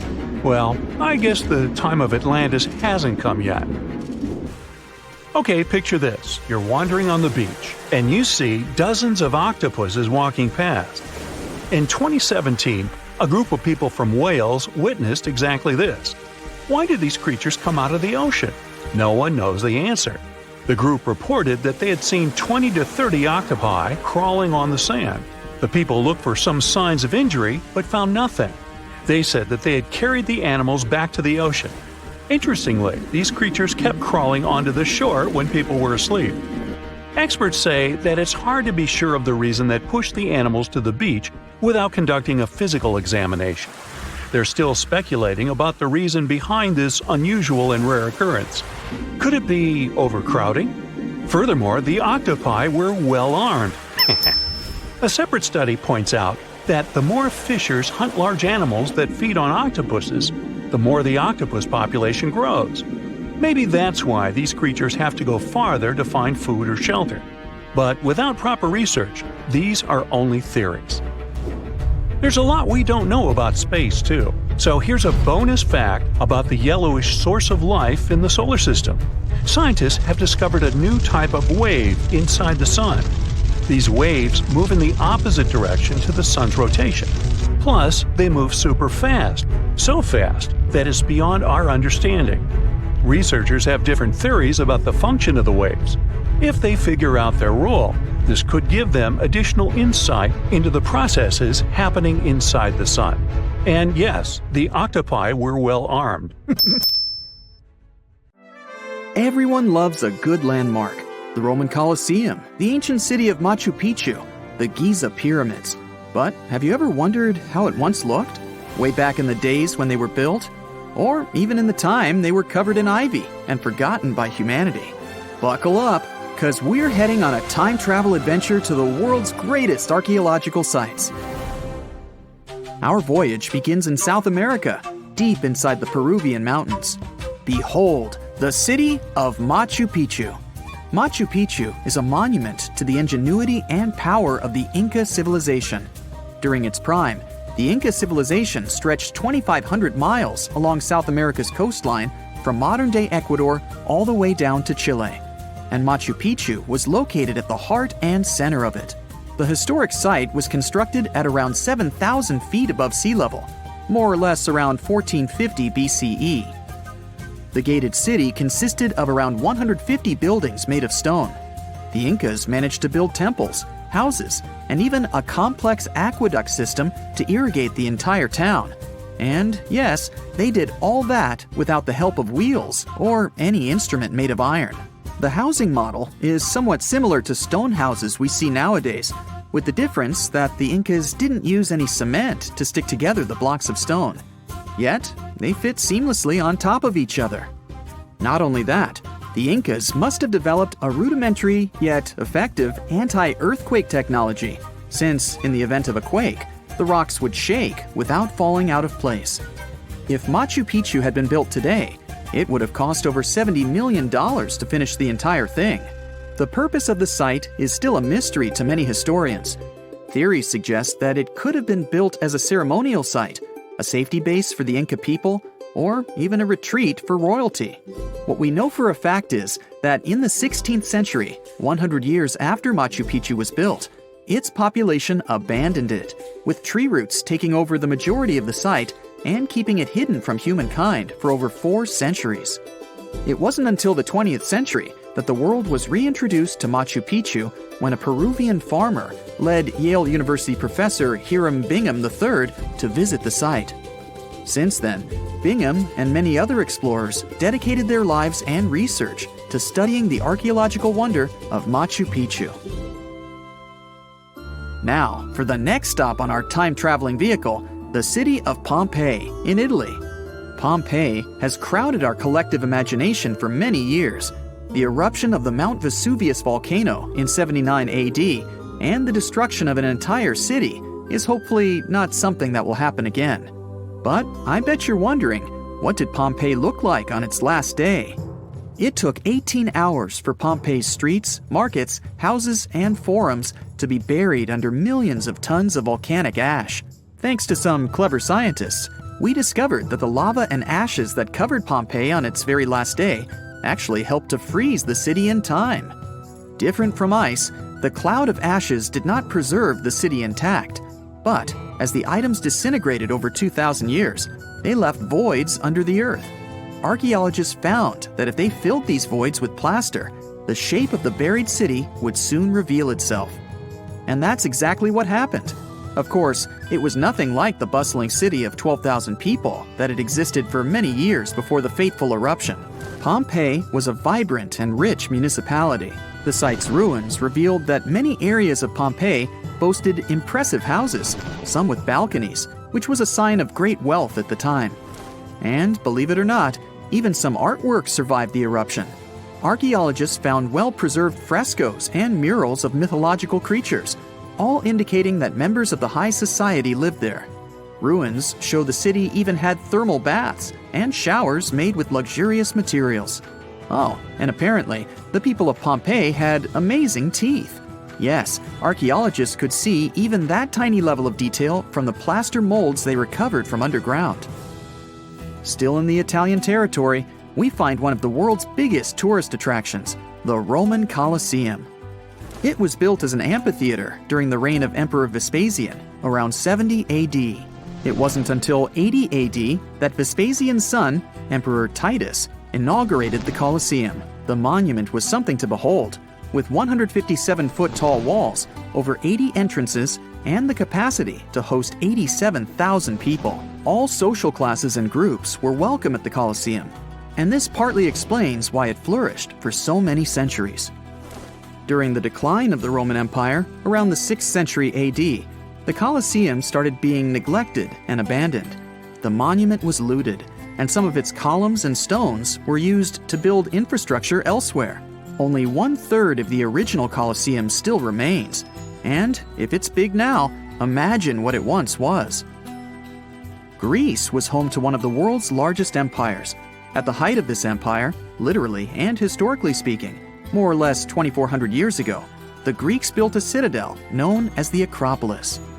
The Acropolis, which is composed of historical buildings, is considered to be one of the biggest landmarks of Western civilization to date. Tourists that visit the capital city of Athens today may be faced with yellowish and broken pillars of the Parthenon standing way up high in one of the city's hills. But way back when it was built, between 447 and 432 BCE, the imposing and majestic Parthenon was purely white, as the entire monument was built with gleaming white marble. The statues inside were made of gold. The Parthenon is a 23,000 square foot temple held up by 69 marble columns. The largest blocks of marble are massive, weighing around 10 tons each. And the most surprising fact is that the marble didn't come from Athens, but from a nearby site that stood 10 miles from the Acropolis, known as Mount Pentelicon. Historians intrigued by where the primary material for building the Acropolis came from found tiny and big blocks of marble all scattered around the floor of Mount Pentelicon. There was also a paved road that the Greeks had built to carry the rocks around. But perhaps the most impacting monument of all times is located at the heart of the Middle East, outside the Egyptian city of Cairo. The pyramids are considered one of the 7 wonders of the ancient world. The Giza Pyramid Complex was built as a tomb for the pharaoh Khufu around 4,500 years ago. Between 20 to 30,000 people took part in the construction process. It's composed of 3 pyramids. The massive monument is made out of approximately 8,000 tons of granite and over 550,000 tons of mortar, which gives it the appearance it has today. Would you believe me if I told you that the pyramids didn't always look like this? Far from it. They were shiny white with a golden triangular tip at the top. This is because the Egyptians used over 6 million tons of limestone to cover the entire rocky, step-like structure, all so that they could gleam white under the unforgiving sunlight of Egyptian skies. The Pyramid of Khufu remained the tallest structure on Earth made by humans for over 3,800 years. It was the only 8-sided pyramid in Egypt and was believed to align with Orion's belt. It's considered to be the most aligned construction facing north. In 1979, it was inscribed on the UNESCO World Heritage List. Let's head on down to the Indian city of Agra to quickly visit the Taj Mahal. You may know it as the Taj, but it can also be called by its more endearing name, a teardrop in the cheek of time. The Taj took over 22 years to build and was commissioned in 1632 by Mughal Emperor Shah Jahan as a declaration of love for his third and favorite wife, Mumtaz Mahal. It was made with ivory white marble, and amazingly, due to tight conservation, it still remains very similar to what it was when it was built. I think all this talk of landmarks got me thirsty for some traveling. What about you? Tell us in the comments below if you've ever visited some of these sites, or which interesting landmarks you'd add to this video. Scientists have finally solved the Loch Ness Monster mystery. Here's the spoiler, you ready? It's not a real monster. It's probably a dinosaur that survived through the ages, or just a bunch of debris floating on the water. Thanks to many findings on the Loch Ness creature, we have proof of another story to tell you. It was 1933 when a man named George Spicer and his wife were driving along the shores of Loch Ness. That's when they saw something massive with a long neck moving across the road. It looked like a creature straight out of the prehistoric era, a dinosaur-like beast unlike anything they'd ever seen. That was the moment that Loch Ness Monster theories started spreading around like wildfire. One of the most famous Loch Ness Monster sightings came just a year later, in 1934, when a man took a photograph that became the most well-known image of Nessie. That's the nickname she was given. She? Anyways, the photo, known as the surgeon's photograph, showed a long-necked creature rising out of the water, and for years it convinced people that the monster was real. But years later, the truth came out. One of the men who helped take the photo confessed it was all a hoax. The photo had been staged after all. When the photo was published, it had been significantly cropped. This made the animal in the picture look much bigger than in real life, fueling the theories that the Loch Ness Monster did in fact exist. In the 1960s, one of the first big scientific attempts to investigate the mystery of the Loch Ness Monster happened. A research team took sonar equipment to the lake and spent hours scanning the waters in search of evidence of large creatures. What they found was puzzling. They recorded several objects moving deep in the loch, or lake, with no clear explanation as to what it was. Though the team didn't manage to capture anything definitive, this sighting helped fuel the belief that there was indeed something massive living in Loch Ness. After that, research about the mystery of the Loch Ness Monster kept popping up. In 1972, with the help of underwater photography, some researchers managed to capture strange images, which got people's hopes up for a minute. But the truth is, this early research about the Loch Ness Monster was far from conclusive. Now, of course, not everyone bought into the mystical, magical theories about the Loch Ness Monster. Theory 1, from a professor of zoology at Oxford University, has made it clear that the monster is a biological impossibility. Hey, my pediatrician said that about me, too. Meanwhile, he says that no skeletal remains have ever been found in the region. Plus, no fishermen have ever caught anything resembling the creature in their fishing nets. For him, this works as proof that it simply can't be real. When it comes to the famous photos of the Loch Ness Monster as evidence, well, that's pretty simple. The professor offers a more down-to-earth explanation.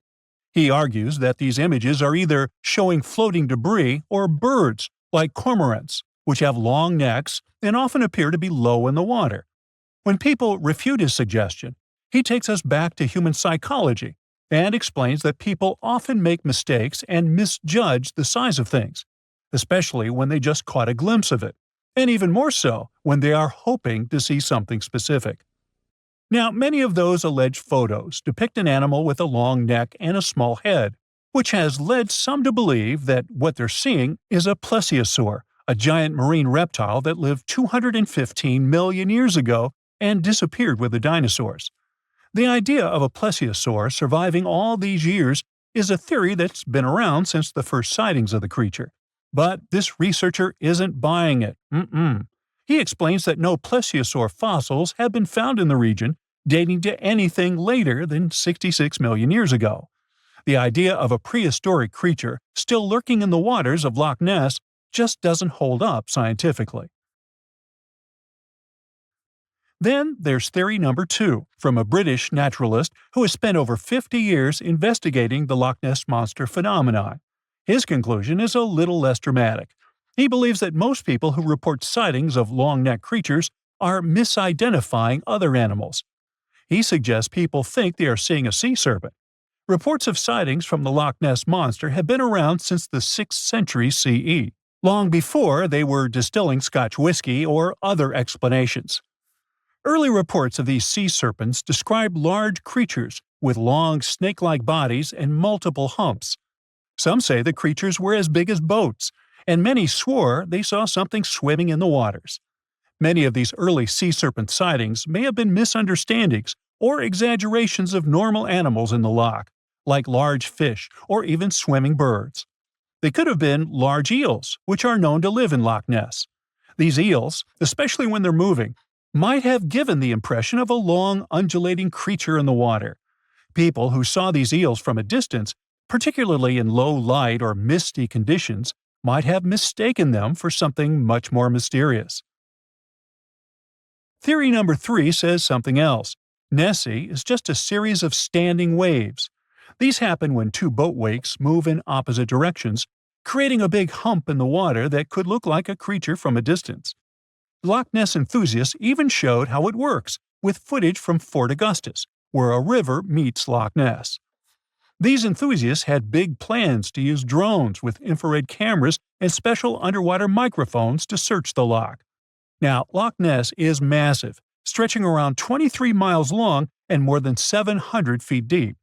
So they thought they needed drones and infrared cameras to put an end to this discussion. But despite everything, they haven't found Nessie. But it's not only the Loch Ness Monster that lacks scientific explanation. There have also been scores of sightings of Yetis and Sasquatches that no one can really explain. Folks have made movies, dreaming of finding the truth about these creatures. But, according to recent research and evidence, it looks unlikely that we'll ever find definitive evidence of their existence. Science says they can explain Sasquatch sightings, and this is how. Biologists who study wildlife using camera traps, which are set up in remote areas to capture images of passing animals, have long attempted to find elusive species. These cameras detect movement and snap pictures, providing invaluable data on the biodiversity of different ecosystems.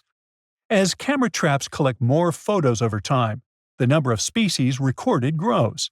However, after a while, the number plateaus, suggesting that no new species are being detected. While it's impossible to claim 100% certainty, researchers say that after significant camera deployment, it's safe to say the likelihood of discovering new species, especially large ones like Bigfoot or the Yeti, drops significantly. Camera trap studies have been running for years in regions where these creatures are rumored to live, but so far, no conclusive evidence has surfaced. Instead, the supposed proof of Bigfoot or the Yeti often comes from blurry photos or shaky videos taken by individuals who claim to have encountered them. The scientific understanding of biology also makes the existence of Bigfoot highly unlikely. Often described as a great ape, Bigfoot would have had to evolve in North America. However, great apes evolved in Africa, and the only great ape to make it to the Americas is Homo sapiens, whose ancestors crossed the Bering Strait only about 16,000 years ago. This is far too short a time for a new species like Bigfoot to have evolved. While it may be disappointing for these mysterious creature enthusiasts, the scientific evidence points firmly toward the conclusion that creatures like Bigfoot and the Yeti are more fantasy than reality. After decades of extensive scientific research, it's safe to say that yes, science has solved the mystery of the Loch Ness Monster, and it's pure fiction. So, what do you think? So how come the world is still talking about a statue that only existed for a mere 54 years over 2,000 years ago? What made this impressive ancient construction so remarkable that we're still discussing it? I'm talking about the Colossus of Rhodes, of course. It's considered to be one of the 7 wonders of the ancient world, along with the Great Pyramid of Giza or the Gardens of Babylon. There are a lot of mysteries surrounding this ancient statue, but let's look at some of the facts first, shall we? What we do know is that the local Rhodians decided to start a massive project once a Macedonian siege over their island was over. In other words, it was their way of honoring the higher powers for their victory. Using a lot of material left behind by the Macedonians, they started the construction of the Colossus, which is estimated to have taken about 12 years. Most contemporary descriptions of the sculpture agree that it stood about 105 feet tall. Now, just to compare, that's about the size of the Statue of Liberty today, which is 151 feet tall. It may not seem like a lot. I mean, Lady Liberty is currently ranked as the 52nd tallest statue in the world. The champion here would be the Statue of Unity in India, standing proud at an astonishing 597 feet. But for ancient times, that was quite an accomplishment. But is the similar height the only connection between the Colossus of Rhodes and the Statue of Liberty? Not really. We do know that they both also refer to Lady Liberty as the modern Colossus, since both statues were constructed as a symbol of liberation. There's even a plaque placed inside the pedestal of the New York statue, inscribed with the first verse of the sonnet, "The New Colossus," not like the brazen giant of Greek fame. To build this massive Colossus statue, they sure needed a lot of bronze. Some ancient records even recount that the construction required 27,000 to 29,000 pounds of bronze. Even for modern times, this is a lot, but back then, they even called it an operation that involved the bronze industry of the entire world. The man tasked with bringing the statue to life was Shars of Lindos, a local Greek sculptor. The whole construction took place from 294 to 282 BCE, but unfortunately, Charles never got to see the end result. We don't know for sure why that happened, but some records claim constructing the Colossus of Rhodes may have led him to complete bankruptcy, since he failed to accurately estimate the cost for the massive statue. Anyway, we still don't know for sure how it was possible to build a statue this big back in those days. They had none of the equipment we have today, like excavators or elevators. Some old records said that they had to invent a completely new, custom method to build it. It all happened on the location, put together piece by piece. They supposedly split the statue into many different sections, and the first one to be constructed was the feet. Once each section was done, huge mounds of earth were placed around it, so they could continue working on the next section above. However, these records were made more than 100 years after the Colossus was finished, so there's little we can say about the accuracy of this information. In all those 12 years, the local Greeks worked around the clock to build the Colossus of Rhodes. They started with a white marble base that they placed at the statue's feet. They then continued with some sort of an iron skeleton, to which they attached the bronze plates. Why did they choose bronze, though? Well, that was more for practical reasons, since bronze is stronger than iron and it can also sustain extreme weather conditions. More so, if you think about it, the statue was located pretty close to the sea, so the air surrounding it would have been pretty salty. That's why they needed to make it out of quite sturdy material. And what about the location? Well, that's something that has been up for debate for a long time. Researchers initially believed that the statue stood with each leg on either side of the Mandrake Harbor, one of many in the city of Rhodes, basically straddling its entrance. As imposing as that may sound, it was likely not the case. First of all, that would have meant the harbor would have to have been closed for the whole duration of the construction, which doesn't seem to match all the other records. More so, after the statue had fallen, it would have probably blocked the entirety of the harbor, which again doesn't seem to be mentioned anywhere. Most recent depictions say that it most likely stood either on the eastern side of the Mandrake Harbor or maybe even further inland. So, what happened to this impressive structure? Is there really nothing left of it to this day? And why did it survive for only 54 years, since it took so long to build and it was so important for locals? Well, as admired and valued as it was to the Greeks, an earthquake took the Colossus of Rhodes away from them. The story goes that because of the movement of the earth beneath it, the statue snapped at its knees and was completely laid on the ground. Nonetheless, the statue still continued to be admired for centuries. The Rhodians refused to rebuild it as they considered it a sign and did not dare intervene with destiny. By the middle of the 7th century, they had taken away what was left of the statue completely. Legend says it took about 900 camels to carry all the bronze away from the location. And what about the looks of the statue? This is also one aspect that is still shrouded in mystery. Even though it was a symbol of the locals' pride in maintaining their independence, they did not use the depiction of the statue for any of the coins they made, even though that was kind of customary. Other art historians do think, however, that the Colossus was similar to other depictions of the same mythological creature, a male figure that had rays of light rising from its head. The position of its hands is also still up for debate.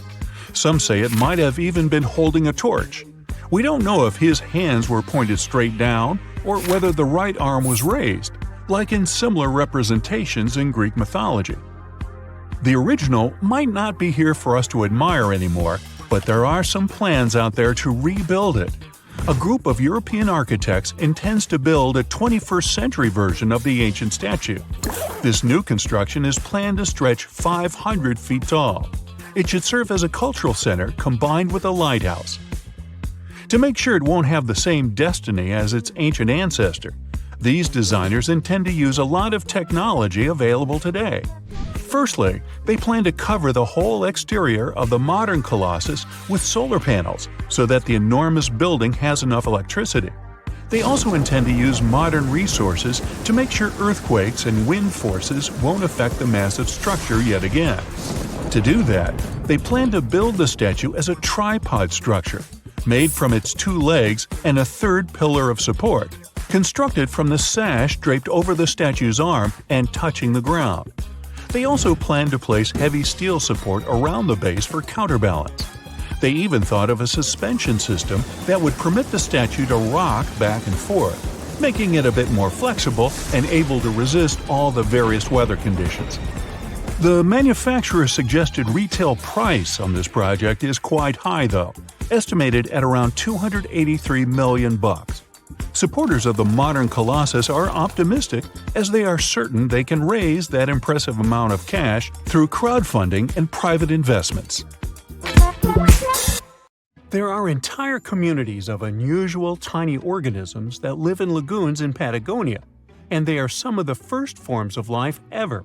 No one had known about them until 2 scientists, Brian and Maria, went to explore certain areas in Patagonia. Now, Patagonia occupies nearly half of Argentina, and few people live there, only some farmers and sheep ranchers that mostly stay near rivers and grow things such as apples, pears, and alfalfa. A long time ago, it was a wild and distant place where Indian tribes lived. But this time, we're going to follow the tracks of life forms that appeared long before humans and look closer at these interesting microorganisms Brian and Maria found. Those two had to drive for 9 hours on some rough roads to reach their destination. They stayed in a small village. Only 35 people live there. These people depend on just one spring because it almost never rains there. On the last night in the village, Brian realized that satellite images he had taken had shown a set of lagoons that were only 10 miles away. The next day, the small team jumped into a car and went up the road as far as they could until it became too difficult to drive. They continued hiking the rest of the way. It was hard because they had to carry water to deal with the intense sunlight. In some spots, they ended up sinking up to their knees in a slush made of salt. Up there were 12 lagoons with perfectly clear waters. The place itself didn't offer much except for very acidic and salty water and intense direct sunlight. But it was kind of like traveling back in time, because those conditions were like what Earth looked like many, many years ago. When Brian examined the lagoons, he was surprised to see many unusual microorganisms there. We call them stromatolites, and they're so small we can't even see them without a microscope. But they get together and form large communities. In the past, many unusual species lived this way. For example, cyanobacteria. They were important back in their time because they produced oxygen. Earth, in its initial stages, didn't have much of this gas in its atmosphere. The first stromatolites might have been formed by diverse types of bacteria that didn't necessarily produce any oxygen, but were just living their peaceful life there. They formed layers, piling on top of one another, so that at least some of them could get a bit of sunlight. They used sand and sticky liquids to stay close together. Brian was also incredibly surprised because those were the biggest living stromatolites he had ever seen. Living stromatolites usually grow to be over 3.3 feet high, but the newly found ones were 15 feet wide and a few feet tall, which is giant compared to those living in other places. And fossilized ones were even larger. A long time ago, they could grow bigger than today because there weren't many other species that could eat or harm them. Also, there are many other organisms today that can grow faster and more massive than them and take up their space. That's why stromatolites can only survive in rare places where hardly anything else can live, like in these very salty lagoons located high above sea level in Punta de Atacama. The stromatolites found there are the most famous ones because they might be some of the best examples of the earliest life on our planet. But they're not actually the first form of life on Earth. The oldest of their fossils are 3.5 billion years old, while some other evidence we have tells us that life on our planet appeared around 4.1 billion years ago. Maybe some stromatolites lived back then as well. But Earth has changed a lot since then, and the places where they might have lived haven't survived. Now, all this may not seem like a lot at first glance, because no one has found an exotic and weird beast our world has never seen. But these are notable examples of what searching for life somewhere else in the universe might look like.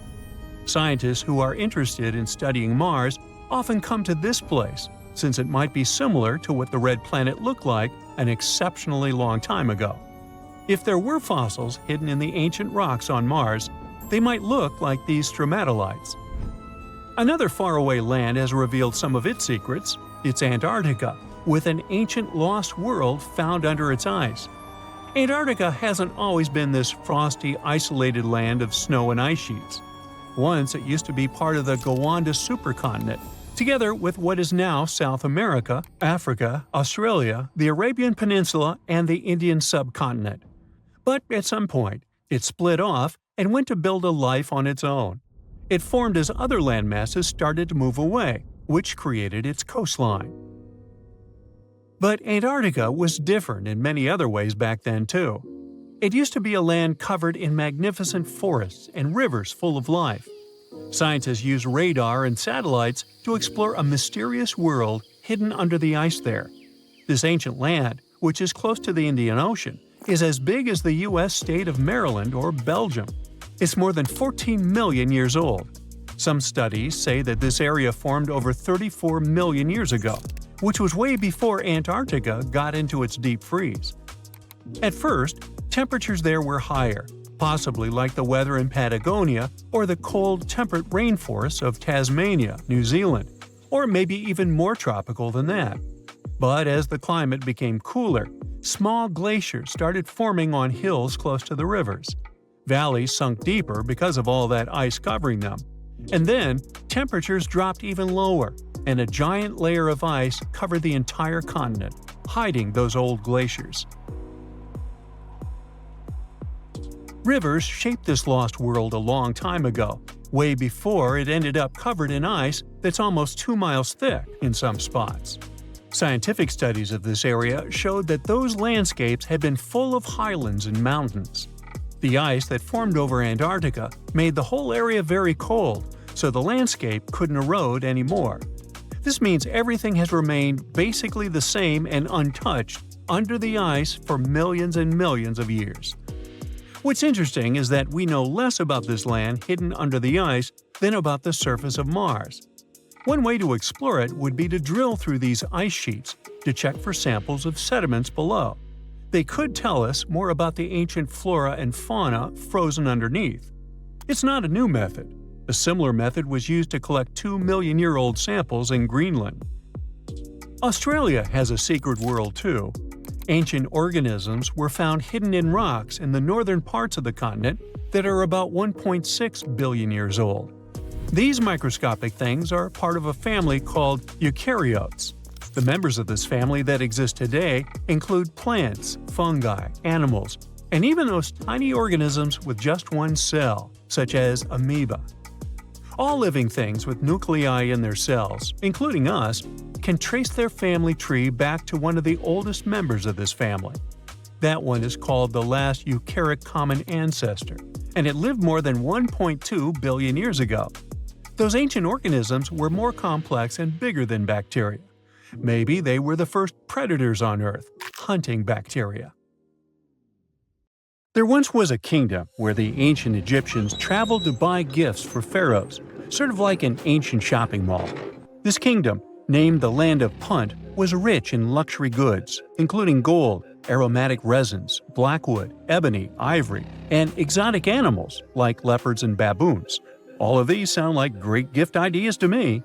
The Land of Punt was an especially important trading partner for Egypt for over 1,000 years. But if you plan to go there, the bad news is that it hasn't survived to these days, and nobody knows for sure exactly where Punt was located. We only know about it from records. The most famous of them were left on the walls of the temple of Queen Hatshepsut, who had sent an expedition to Punt. Scientists have been trying to find the exact location of this rich land for over 150 years.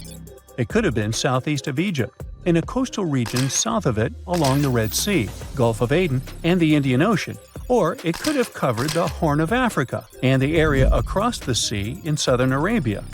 Now researchers were finally able to narrow down the possible locations thanks to a study of baboon mummies. Ancient Egyptians admired baboons and even thought they were related to the deity of the moon and wisdom. One species, the sacred baboon, was often shown in wall paintings, sitting with its tail curled to the right, and was mummified in this position. Another type, the olive baboon, was wrapped up in one giant cocoon.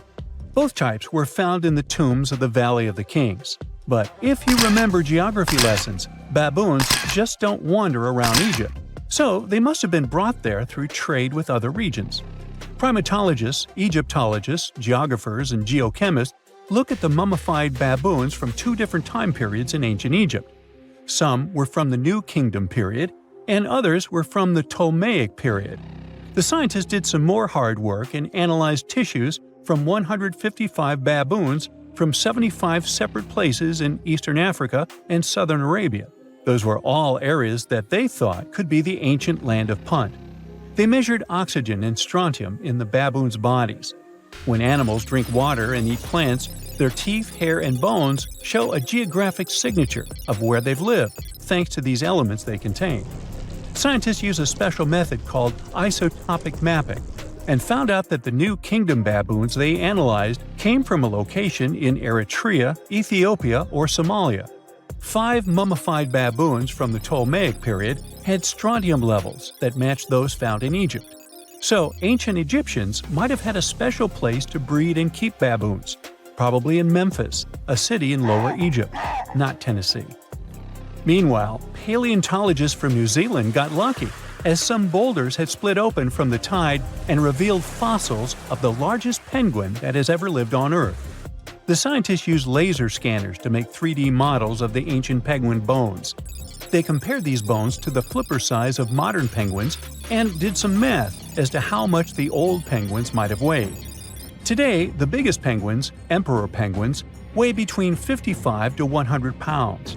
Researchers think that the penguins from the past that they found weighed around 340 pounds, real giants in the penguin world. These huge flightless birds lived in the oceans around New Zealand more than 50 million years ago, after the dinosaurs went extinct. They totally took advantage of their big bodies to stay warm in the cold water. They might have even traveled the world thanks to it. And they'd scare off any predators, but they didn't have any. The asteroid that took down the dinosaurs also got rid of most big marine reptiles, and the ancestors of seals and whales were still living on land. Back in 1992, 4 farmers in China were draining water from their ponds and accidentally bumped into a ship full of gold and ancient statues worth millions. Just kidding, they actually found the Longyu Caves. Those are 24 big caves created by people a long time ago. Even though they are so large and well-made, no one knows who built them, why they were built, or how they were built. Experts think the caves are at least 2,000 years old, but they don't understand why these caves aren't mentioned in any historical records. All of the Longyu caverns look the same and aren't connected to each other. Each cave has one entrance connected to a vertical shaft with a carved staircase. Rain and water from the surface can flow into the caves through these stairs. To manage this water, the caves have special grooves, channels, and a system to catch the water at the bottom. So it looks like the ancient builders were real pros when it came to drainage and water management. Maybe my town could learn a lesson from them, as it turns into Venice after every heavy shower. Anyway, the caverns were built below a hill, named after a bird that is one of the most respected creatures in Chinese mythology and culture. It symbolizes all the best things, like high virtue, grace, and the union of yin and yang. Scientists think there could be a connection between the caverns and the bird, but it's just a theory so far. Experts from the National Institute of Ocean Technology in India were doing their routine pollution surveys when they found some structures that looked like a city underwater. Using special sonar technology, the team found big geometric shapes on the ocean floor. They brought up different items from the site, like pottery, beads, sculptures, parts of walls, and even human bones and teeth. They thought the ruins belonged to a civilization older than the Bronze Age Indus Valley Civilization, which is the earliest urban culture of the Indian subcontinent that we know of so far. But not everyone joined in on celebrating this awesome discovery. Some archaeologists refused to believe it and thought it could be some computer tricks. And even when they saw hundreds of artifacts from the ocean floor, they said an ancient river could have brought them there from someplace else. The team that discovered the underwater site decided to prove they were right. They chose a piece of wood as their main evidence. They tested it and found it was 9,500 years old. That could be the age of the entire site. Skeptics still insist that we can't rewrite all human history because of one piece of wood. Even 23 years since the discovery, no one is sure about the final answer. This is partly because it's hard to explore the site. It's in extremely dangerous waters with strong currents and riptides. During the cool Antarctica summer, from late November through January, geologists from the University of Wisconsin-Milwaukee climbed the frozen slopes of the McIntyre Promontory in the Transantarctic Mountains. High above the ice fields, they looked through the mountain's gray rocks for fossils from when the continent had green forests. By the end of their trip, the geologists found fossil pieces from 13 trees. These fossils show that the trees are over 260 million years old. This means the forest grew at the end of the Permian period before the first dinosaurs even appeared. More than 90% of all species on Earth disappeared back then, including the polar forests. These trees would have been very tough if they grew in Antarctica and could have survived. But a huge increase in gases like carbon dioxide and methane must have taken them down. This Antarctic forest is a terrific way for us to see what life was like before the extinction, and we might even understand what caused it. It also shows us how plants were different back then from those we are used to now. A piece of whale rib has recently been found in a North Carolina mine. Not a big deal, some might think. Hey, why can't a whale be a miner, right? But this fragment offers scientists a unique glimpse at the interactions between prehistoric sharks and whales from around 3 to 4 million years ago. The thing is, 3 tooth marks embellish the rib. That means that the whale was once badly bitten by an animal with a super powerful jaw. Judging by the spacing between the tooth marks, and it reaches almost 2.5 inches. This animal could be a mega-toothed shark. I'm talking about the megalodon. Or it could be a different shark species which was around at that time. The curvature of the shark's jaw shows that the animal was relatively small, between 13 and 20 feet long. Yeah, small. As for the whale, it seems to be the ancestor of a great blue or humpback whale. Researchers are amazed. You don't usually expect to find evidence of animal interaction and behavior preserved in the fossil record. After examining the sample carefully, they concluded that the shark must have gone away with a mouthful, but the whale had survived because most of the fossil fragment is covered with what is known as woven bone. It quickly forms in response to localized infection. Such bone isn't particularly strong, and later the body remodels it into compact bone tissue. But it takes time. The presence of this bone means that the healing was incomplete and the whale passed away 2 to 6 weeks after the unfortunate encounter. On the other hand, its demise could have been unrelated to the infection and injury. Only a handful of fossils show such kinds of interactions between ancient animals. You can often find bite marks on fossils indicating where the animal passed away and its carcass was scavenged. But this fossil is one of a few examples that not only show a wound inflicted by another animal, but also demonstrate that the prey survived. All fossils are exciting for paleontologists. Yes, they need to get out more. But some might look terrifying to regular people. For example, look at this picture of tentacle arms and octagonal-shaped heads. When it first appeared in mass media, internet users claimed that it was some ancient organism that had come from space. Others thought the story was fake, but in fact, both the picture and the fossil are real. The fossil is known as a mortality plate, a fossilized representation of a mass extinction event of one or several species. The fossil actually contains more than a dozen specimens of a type of marine organism called a crinoid. Despite their looks, crinoids were not plants but marine animals. This particular species lived deep underwater on the seafloor. Crinoids were related to starfish, sea urchins, and brittle stars. These creatures could attach themselves to the seafloor with stalks made up of flexible porous discs connected by soft tissue. The stalks were hollow, and that's where the animal's nervous system was located. Crinoids absorbed oxygen through thin-walled tube feet. The creatures usually reached the length of more than 8 inches and had 5 arms lined with leathery-looking, tentacle-like structures. They fed on plankton and sloughed off organic material. Now, even though these fossil finds seem to be super exciting, few creatures in the fossil record confuse scientists as much as the Tully monster. This curious sea creature sported a toothy, trunk-like snout and eyes splayed out on a rigid rod. But the most bizarre thing? It has been impossible to classify. Researchers have been considering a variety of organisms, for example, segmented worms, swimming slugs, and primitive eel-like creatures, since the monster was discovered in 1966. Recently, they have even tried to connect it to some species of jawless fish with a backbone-like structure. A team of scientists from Japan has used high-resolution laser scanners to examine the anatomy of Tully monster fossils in 3D. They concluded that the enigmatic fossil might be an invertebrate after all, and still, the true identity of the creature remains elusive. In the 1950s, amateur fossil hunter Francis Tully found a ghostly imprint of a torpedo-shaped organism with a huge tail fin in the Mizon Creek fossil beds in Illinois. Tully had never seen anything similar to the torpedo structure. He took his find to Chicago's Field Museum of Natural History.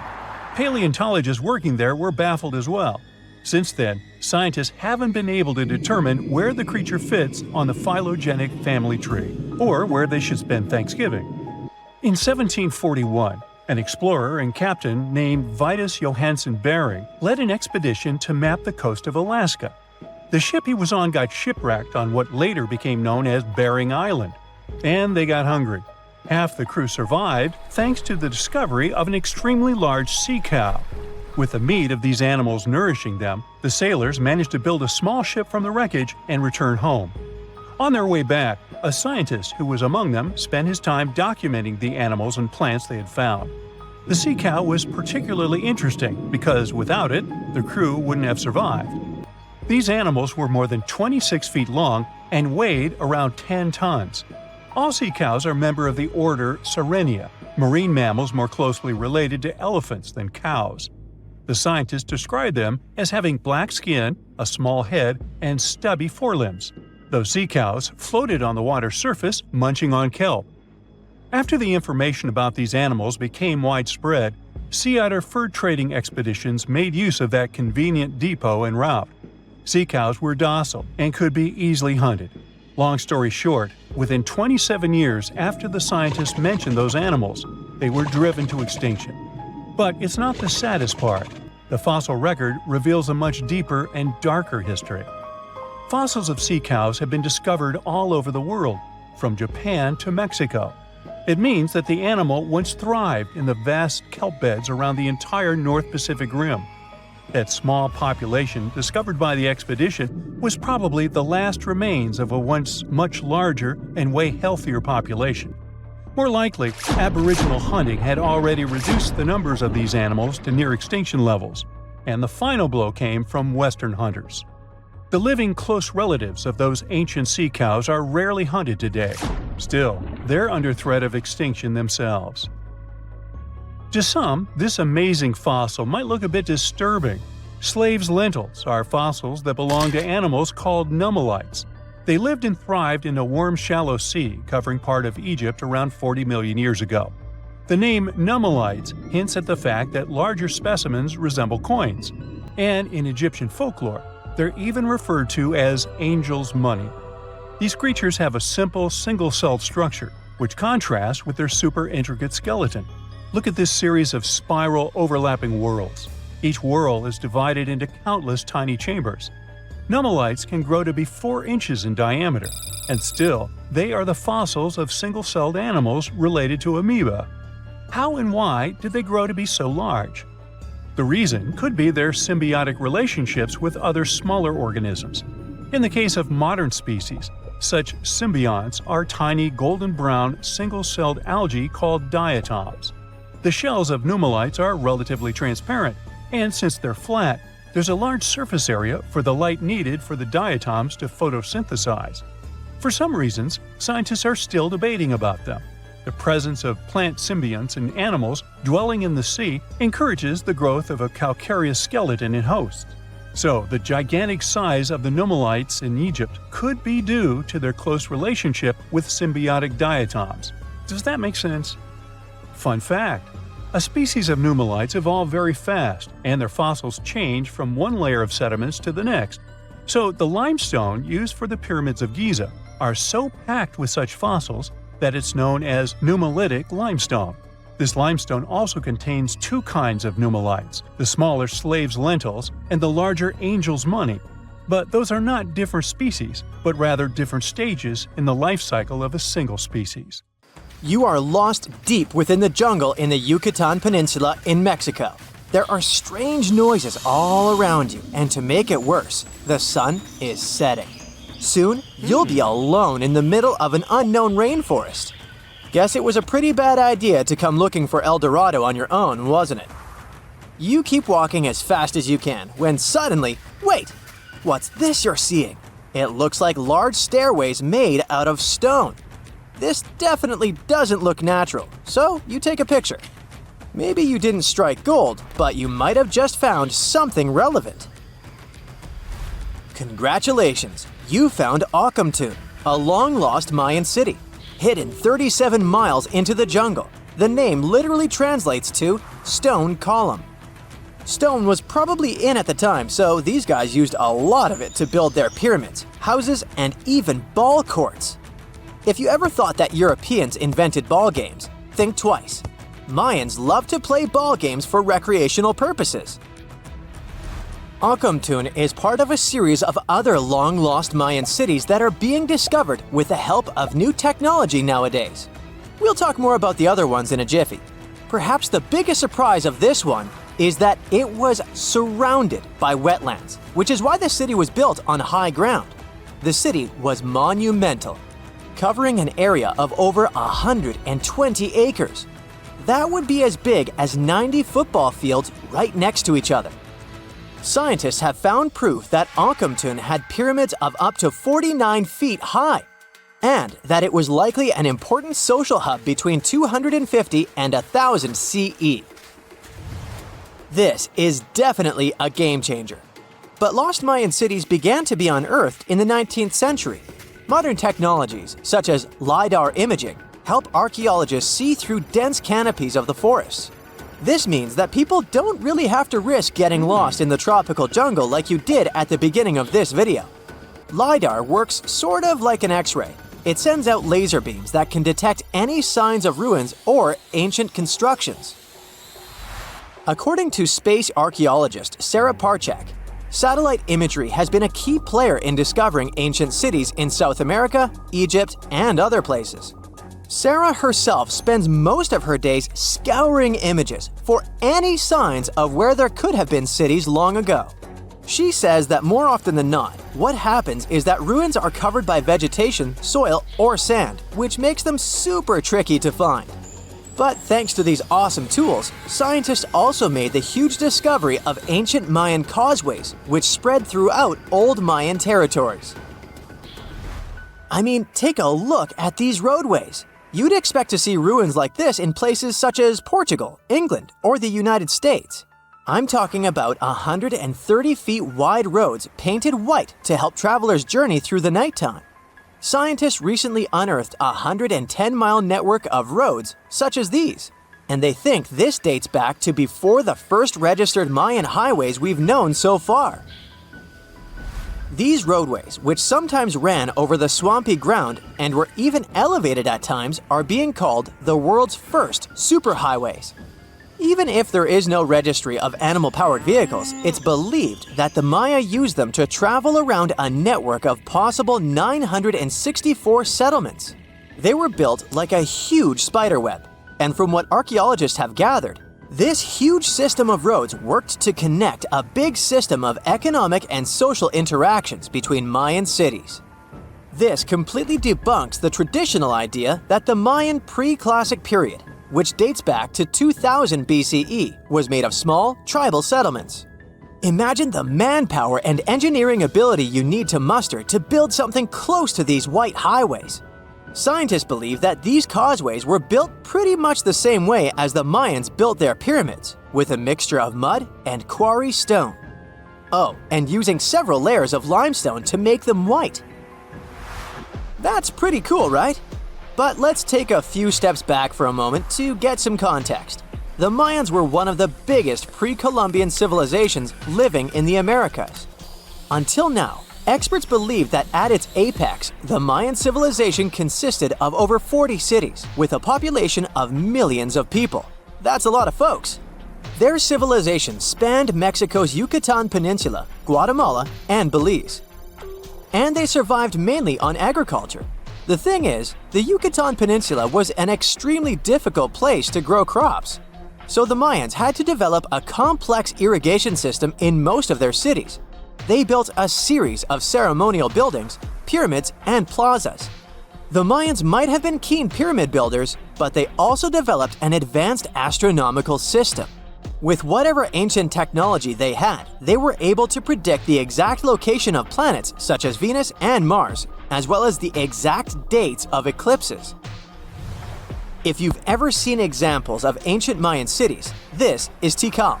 Located at the heart of the Guatemalan jungle, Tikal is believed to have been the capital of the ancient Mayan conquest state. At its height, it was comparable in importance to cities such as London or New York in today's world. It's composed of a series of complex monuments. The North Acropolis is one of Tikal's most ancient complexes of monuments.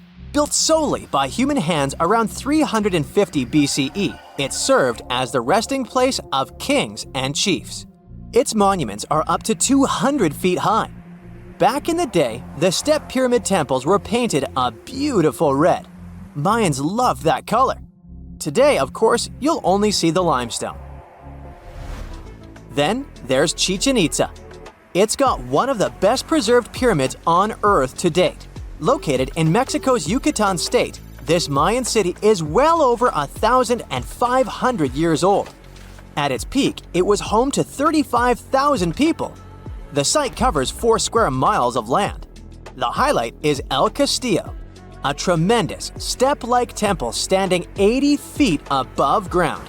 Its most peculiar feature is that it has 91 steps up each of its 4 sides, including the upper platform, which makes for 365 steps, the same number of days as the solar year. You can see that these folks were a pretty big deal, huh? That's why nobody can really understand what happened to them. There's a big lack of evidence on the decline of this almighty empire. What could have been the cause of their demise? Was it a drought? New research in 2017 did bring some new discoveries into the mix. Using data from a site at Ceibal, located at southwest of Tikal, scientists analyzed radiocarbon data from ceramics and archaeological excavations to extract new information about the unexpected demise of this great civilization. The information shows that instead of a sudden collapse, the Mayans most likely fell in waves of social instability and political crises. These events are believed to have deteriorated Mayan city centers and began causing the dispersion of the Mayan population. It's hard to pinpoint the exact causes, though. But hey, recent discoveries are shedding a big light on humanity's past. Not only about the Mayan Empire, but about other long-lost civilizations of South America. A major recent discovery in Brazil was done using satellite imaging technology and is also shocking scientists. Some images from near the Xingu River, also in the Amazon, suggest that cities of millions of people might have existed inside the jungle, way before our modern civilization ever existed. I mean, if this doesn't shock you, I don't know what will. Satellite imagery also detected a network of trenches dating back to 200 and 1200 CE in the Bolivian Amazon forest. These proofs suggest settlements that could have supported around 60,000 people right in the middle of the Amazon forest. When researchers from the University of Florida went on ground to check the satellite information, they were shocked to find several mounds that were accompanied by ditches and geoglyphs. Archaeologists also found remnants of carefully designed walls centered around plazas, much like the type of construction done by the ancient Mayans. In July 1990, 4 Czech guys decided to go on an adventure to find the Mongolian death worm, the creature that might have inspired the monster you've seen in the movie Doom. They say it lives somewhere deep in the Gobi Desert, so they flew to Mongolia, hopped into an ATV, and hired some local guides to help them. All that to meet a creature that is up to 6 feet long, can spit acid that could melt anything, and is capable of shooting electricity at those it doesn't like. Legend says that these friendly guys spend most of their days hiding underneath the sandy dunes, but they'd like to come out during the wetter months of June and July. So the timing for a spotting was simply perfect. But the crew needed to figure out how to lure the creature. Sadly for them, no one knew what the giant worm liked to eat. So they built a thumper, which is a machine that made rhythmic pounding noises. They were hoping it would call the worm out of the ground. For 2 months, they searched the vast desert, crossing dunes and rocky plains, looking for any sign of the creature. But alas, it didn't really work out. Ivan McCurley, who was the leader of the 1990 expedition, came back to Gobi Desert again. He once tried to attract the megaworm with blasts, and the second time he used a small airplane to scout the dunes. Over the years, groups from America, Britain, and New Zealand organized big expeditions to the Gobi Desert to try and find the creature. Many others came from all around the world on their own and found nothing. The people in the West first found out about the megaworm of the Gobi Desert thanks to an American paleontologist, Roy Chapman Andrews. This brave man was probably the inspiration for Indiana Jones. In 1926, he wrote about the creature in his book. At a meeting with Mongolian leaders, Andrews heard detailed descriptions of the creature, even though none of them had ever seen it themselves. One of them described it as looking like a sausage, about 2 feet long, with no head or legs. According to him, the worm was so venomous that just touching it could instantly take your life, and it lived in the loneliest parts of the Gobi Desert. Andrews didn't think the creature was real, but he shared these stories again in another book. In May 2005, 4 friends from Great Britain who search for monsters professionally decided to try their luck. They made drawings of the worm and hired local people to hand out flyers all over the Gobi Desert. These flyers offered a reward to anyone who could give information about the worm or even bring them a specimen. They thought loud sounds that other explorers tried would scare the beast away. Some told them it likes damp conditions, so they came up with a plan to block streams of water to create wet areas that would lure the worm out. Their plan didn't work because it was too hard to build dams in the desert. They ended up using small traps, but didn't find any actual proof that the worm existed. But they did meet locals who shared interesting stories about strange creatures they had seen over 70 years. Over the years, stories of the monster spread around the world. In some of them, it's only 1 foot long. In others, it's as large as a human. It's white-gray or scaly and brown, or maybe fleshy and bright red. Someone said it resembled a snake, or maybe a caterpillar, or maybe it has wings and can fly. And some believe it could be a supernatural evil being without a body. Maybe the stories are so different, and the search operations are so fruitless, because the creature doesn't even exist. Or it could be one of many cryptids. Those creatures like Bigfoot, Yeti, the Loch Ness Monster, their existence has yet to be proven.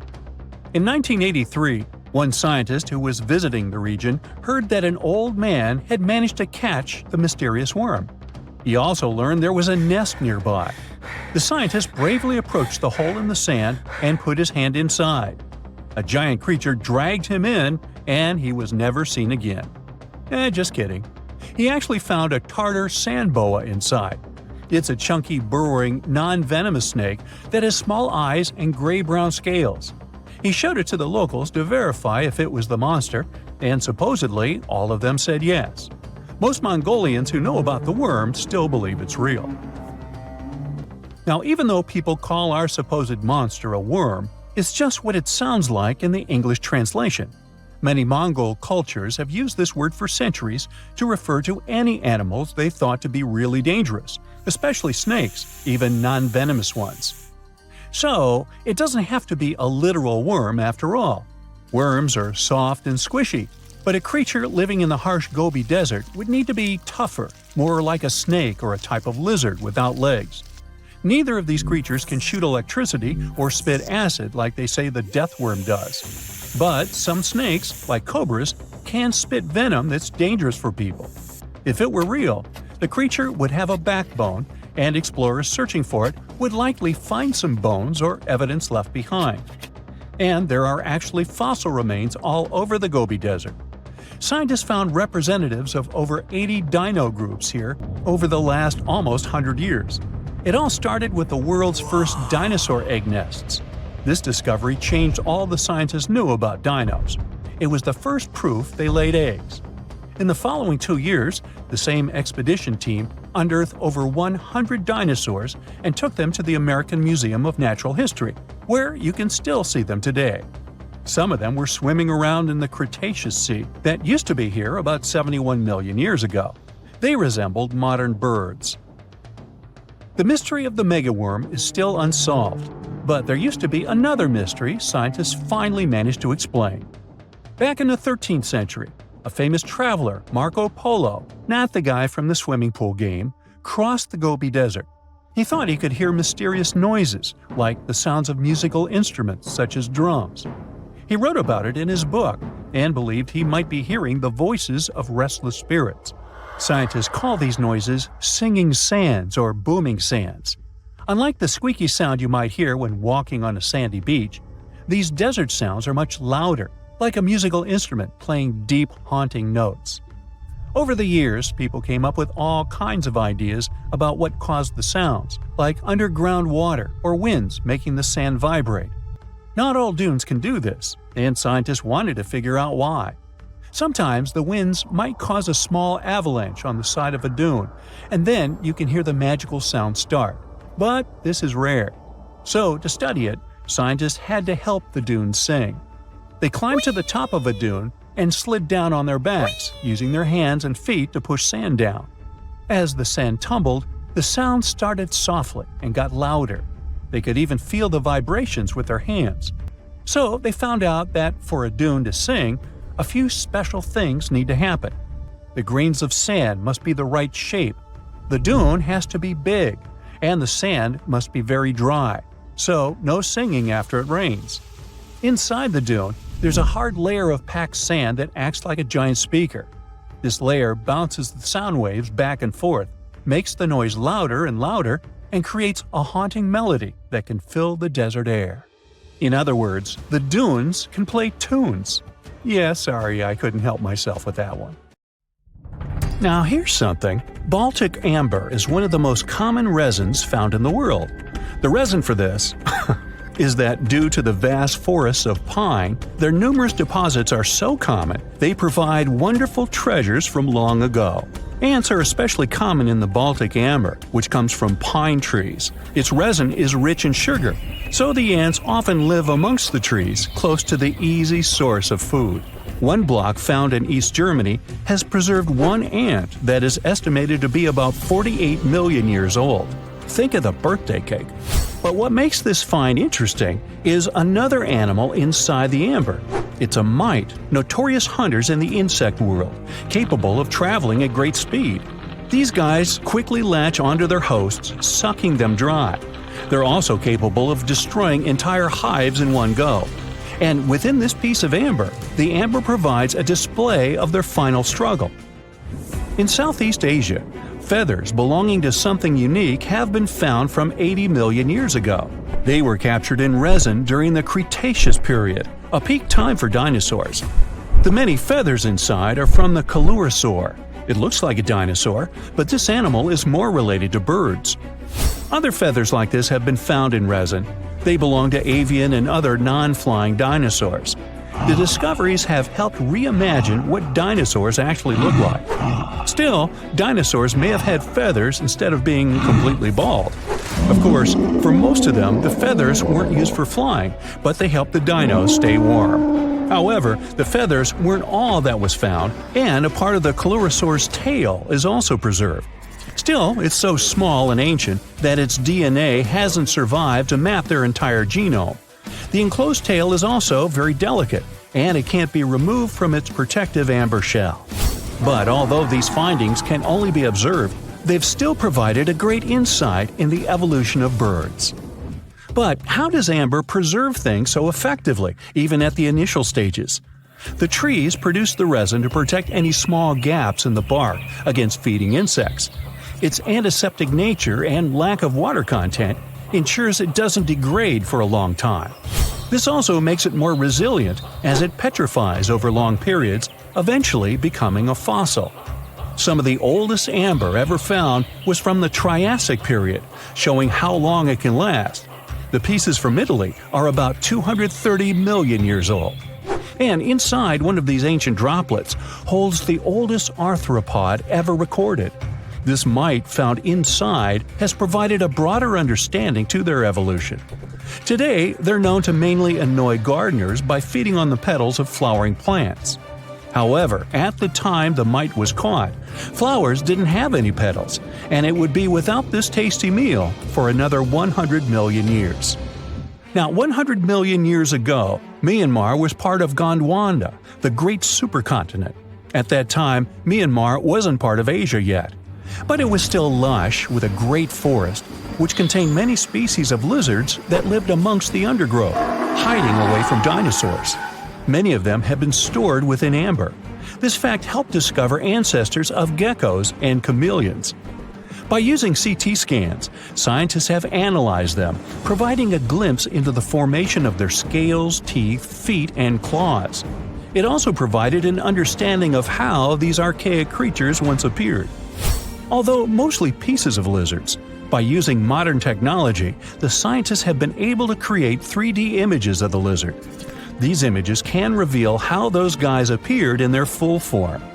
The images show that they still retain some of their exact features to this day, like the chameleon's sticky pads used for climbing. A salamander fossil from around 20 million years ago is one of the most intact specimens ever found in amber. Details of its final moments show that it had been attacked before getting stuck in the resin. However, what's confusing about this find from the Miocene era is that the amber was found in the Caribbean, but it came from a tree that's closer related to those from East Africa. The lizard also has ancestry from the same area. Finds like this have opened a whole new understanding about how these small lizards migrated. It's expected that they would have ridden fallen logs, which took them across the seas to new homelands, not only to the Caribbean, but to all continents except for Antarctica. Nobody goes there, it's too cold. In the Dominican Republic, you can find some of the rarest of all ambers. This Dominican amber came from neotropical forests from around 20 million years ago. Many of the trees that made the resin are now extinct. The amber is almost completely see-through and can come in an array of beautiful colors. The most common colors are red, yellow, and even blue, and are easily mistaken for gemstones. One was found with a flea caught in it, dating to when the forest was at its peak and the mammalian variety thrived. Fleas were likely common at the time, and this flea in particular had recently fed on a mammal before getting stuck. However, something more intriguing was found within the flea. While scientists checked what mammal DNA was within the flea, they found that it was carrying an ancient bacterial blight. These blights have been constant throughout Earth's history, dramatically decreasing populations of animals and plants. This now extinct blight in the amber helped scientists determine how much the bacteria have evolved and how it spread. Now, most remnants of insects inside amber aren't much more than the exoskeleton bodies. But with some found in Myanmar, they were so well preserved that even the color of the insects is still intact. Colors in nature appear in 3 different ways. The first is bioluminescence, that's produced by a chemical reaction within a living organism. The second is about pigments, where the color appears in an animal or a plant tissue. The third is called structural coloration, and the production of colors here is explained by microscopic surfaces fine enough to react with the light. The rare insects in amber were found in the form of structural coloration, but only at specific wavelengths. It all explains the very intense colors rarely found. 99 million years later, these bugs can still show their vibrant colors – blue, purple, and green. Some of them appear so different in color and shape that they almost look like they're from another world. Which of course they are, a very old one. Ants have been around for about 168 million years, based on fossil evidence provided. They're well known for their social hierarchies and their hive mind system. They've dominated almost every corner of the insect world, but when these social capabilities came about have been difficult to determine. Yet, recently, amber dated from 100 million years ago has shed some light into their evolution. Several amber pieces have preserved various ant types, including the worker ants, guardian or soldier ants, and even a queen ant. Before these pieces were found, it was estimated their social nature occurred millions of years later. A piece of amber, dated 100 million years ago, helped shed light on the evolution of birds. A perfectly preserved bird that hatched preserved in amber was already equipped with its flight feathers. With the earlier physical abilities, they would be capable of moving around the nest by themselves at a very young age, and it's expected they could search for their own food almost immediately. But as birds continue to evolve and spend more time in the skies, their brain developed larger for their cognitive abilities. After hatching, their early development was then more focused on the brain, and the chicks slowly became more reliant on their parents over time. In Spain, a massive treasure trove of amber and other fossils has been found. Inside, there were remnants of an entire ecosystem that existed 110 million years ago. A bunch of individual fossils were found. The vast collection includes many types of insects, mollusks, arachnids, plants, 50 different dinosaur bone fragments, feathers, and hair from mammals, and a McDonald's burger wrapper. Nah, just kidding. With the abundance of findings, it's helped researchers understand the ancient terrestrial ecosystem that once existed. With loads of specific details of the environment, they've reconstructed the swamp. This way, it's now possible to experience what it was like in the world of dinosaurs. The legend goes that a dwarf named Fafnir was famous for his strength and courage. Because of his qualities, he was tasked with protecting their kingdom. Dwarves were known to gather a lot of wealth, so a bit of added security was a must. I mean, they lived in a house made from gold and precious gems. But Fafnir also had another special talent. He was able to shapeshift. Tricked by Loki, the Norse spirit of mischief, Fafnir was taken over by his greed and the shine of his father's treasure. He decided he did not want to share any of it, not even with his father or his brothers. He stole it and ran away all by himself to a place he'd be hard to find, the middle of the desert. To protect his wealth, Fafnir transformed into a huge dragon. His new appearance looked like a huge snake, powerful and scary. His magical powers did not end there, though. Because the dragon couldn't fly, he also spread poison all around his new home, so no one had a chance to survive if they wanted to take his gold away. Fafnir was soon defeated by a young hero named Sigurd. The legend of Fafnir tries to explain why family is more important than greed. It also shows the many magical powers dragons possess. But the most interesting part is that it's quite a good example of how dragons came to be in our tales. But hey, this is just one of the many stories mentioning dragons. Just switch on your TV or peek into any bookstore, and you'll surely stumble upon dragons somewhere. Variations of dragon-like creatures have been described in stories from all over the world, from Asia to Northern Europe.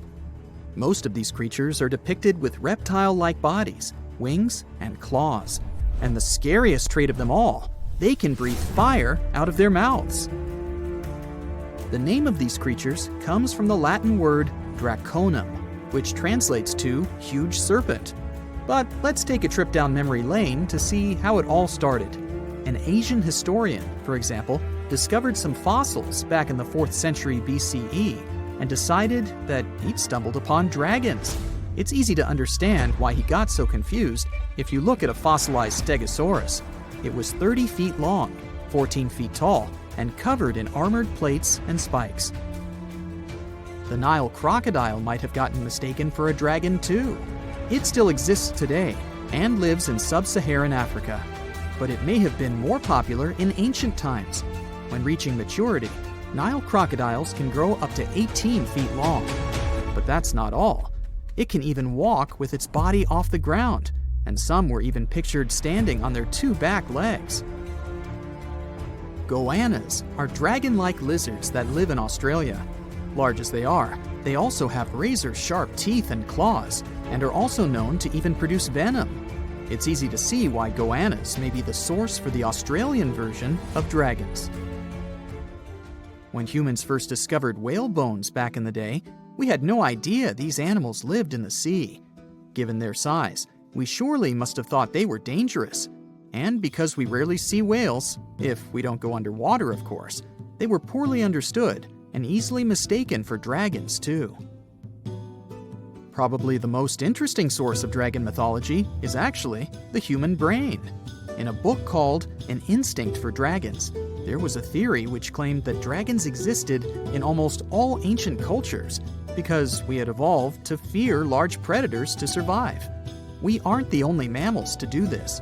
Monkeys have an innate fear of snakes and large cats too, for example. When you combine these natural traits with folklore, you get a lot of dragon stories everywhere, adapted to each region. Reptilian beasts with magical powers date back as far as the origins of human civilization itself. I'm talking about ancient Mesopotamia. Humans back then used to believe in all sorts of creatures, but their head spirit was Marduk, the patron of the city of Babylon. If you look at the artwork from back then, Marduk was depicted with a snake-like dragon at his side. It could be either nice or vengeful, depending on what mood it was in. If you want to sign up to become a dragon, the first thing they'll ask you at the interview will be if you can breathe fire, of course. So scientists have tried to look into some ways that could make it real for dragons to breathe out fire without damaging their throats. To do that, they examined the bombardier beetle. This eccentric insect can pack up some really hot substances in its belly. Once the creature gets bothered by something, it shoots out a fiery load of chemicals. In all fairness, it's not really fire, but it does burn, so it's close enough. Going back to dragons, they'd need to have similar glands in their throats to produce the same effect. But where do dragons come from? They didn't just appear out of nowhere, regardless of the source you consult. Some tales, like that of Fafnir, say that even humans can turn into dragons, but the most popular theory is that dragons start out as eggs. Some sources even draft a series of stages a dragon has to go through during its life. Everything starts with hatching. Dragons are said to eat their way out of those shells and break the sides of the egg. Then there's the wormling stage, which is what dragon specialists, or dragonologists if you like, call a newly hatched dragon. It's still small and weak, but don't worry, it can take care of itself pretty well. The rest of a dragon's life stages are pretty self-explanatory. There are grown-up dragons, then ancient ones. A dragon's life ends when it reaches the twilight stage. Some sources claim dragons never stopped growing. Others even say they never reach the end of their lives. They just pass on to another type of spiritual existence. Dragons are known to be the symbol of a lot of different things, but that all depends on their origin. In some regions of Asia, they are known to bring luck, power, and wealth. To become a powerful warrior in Britain, you'd need to first defeat a dragon. That's why you often see them on flags.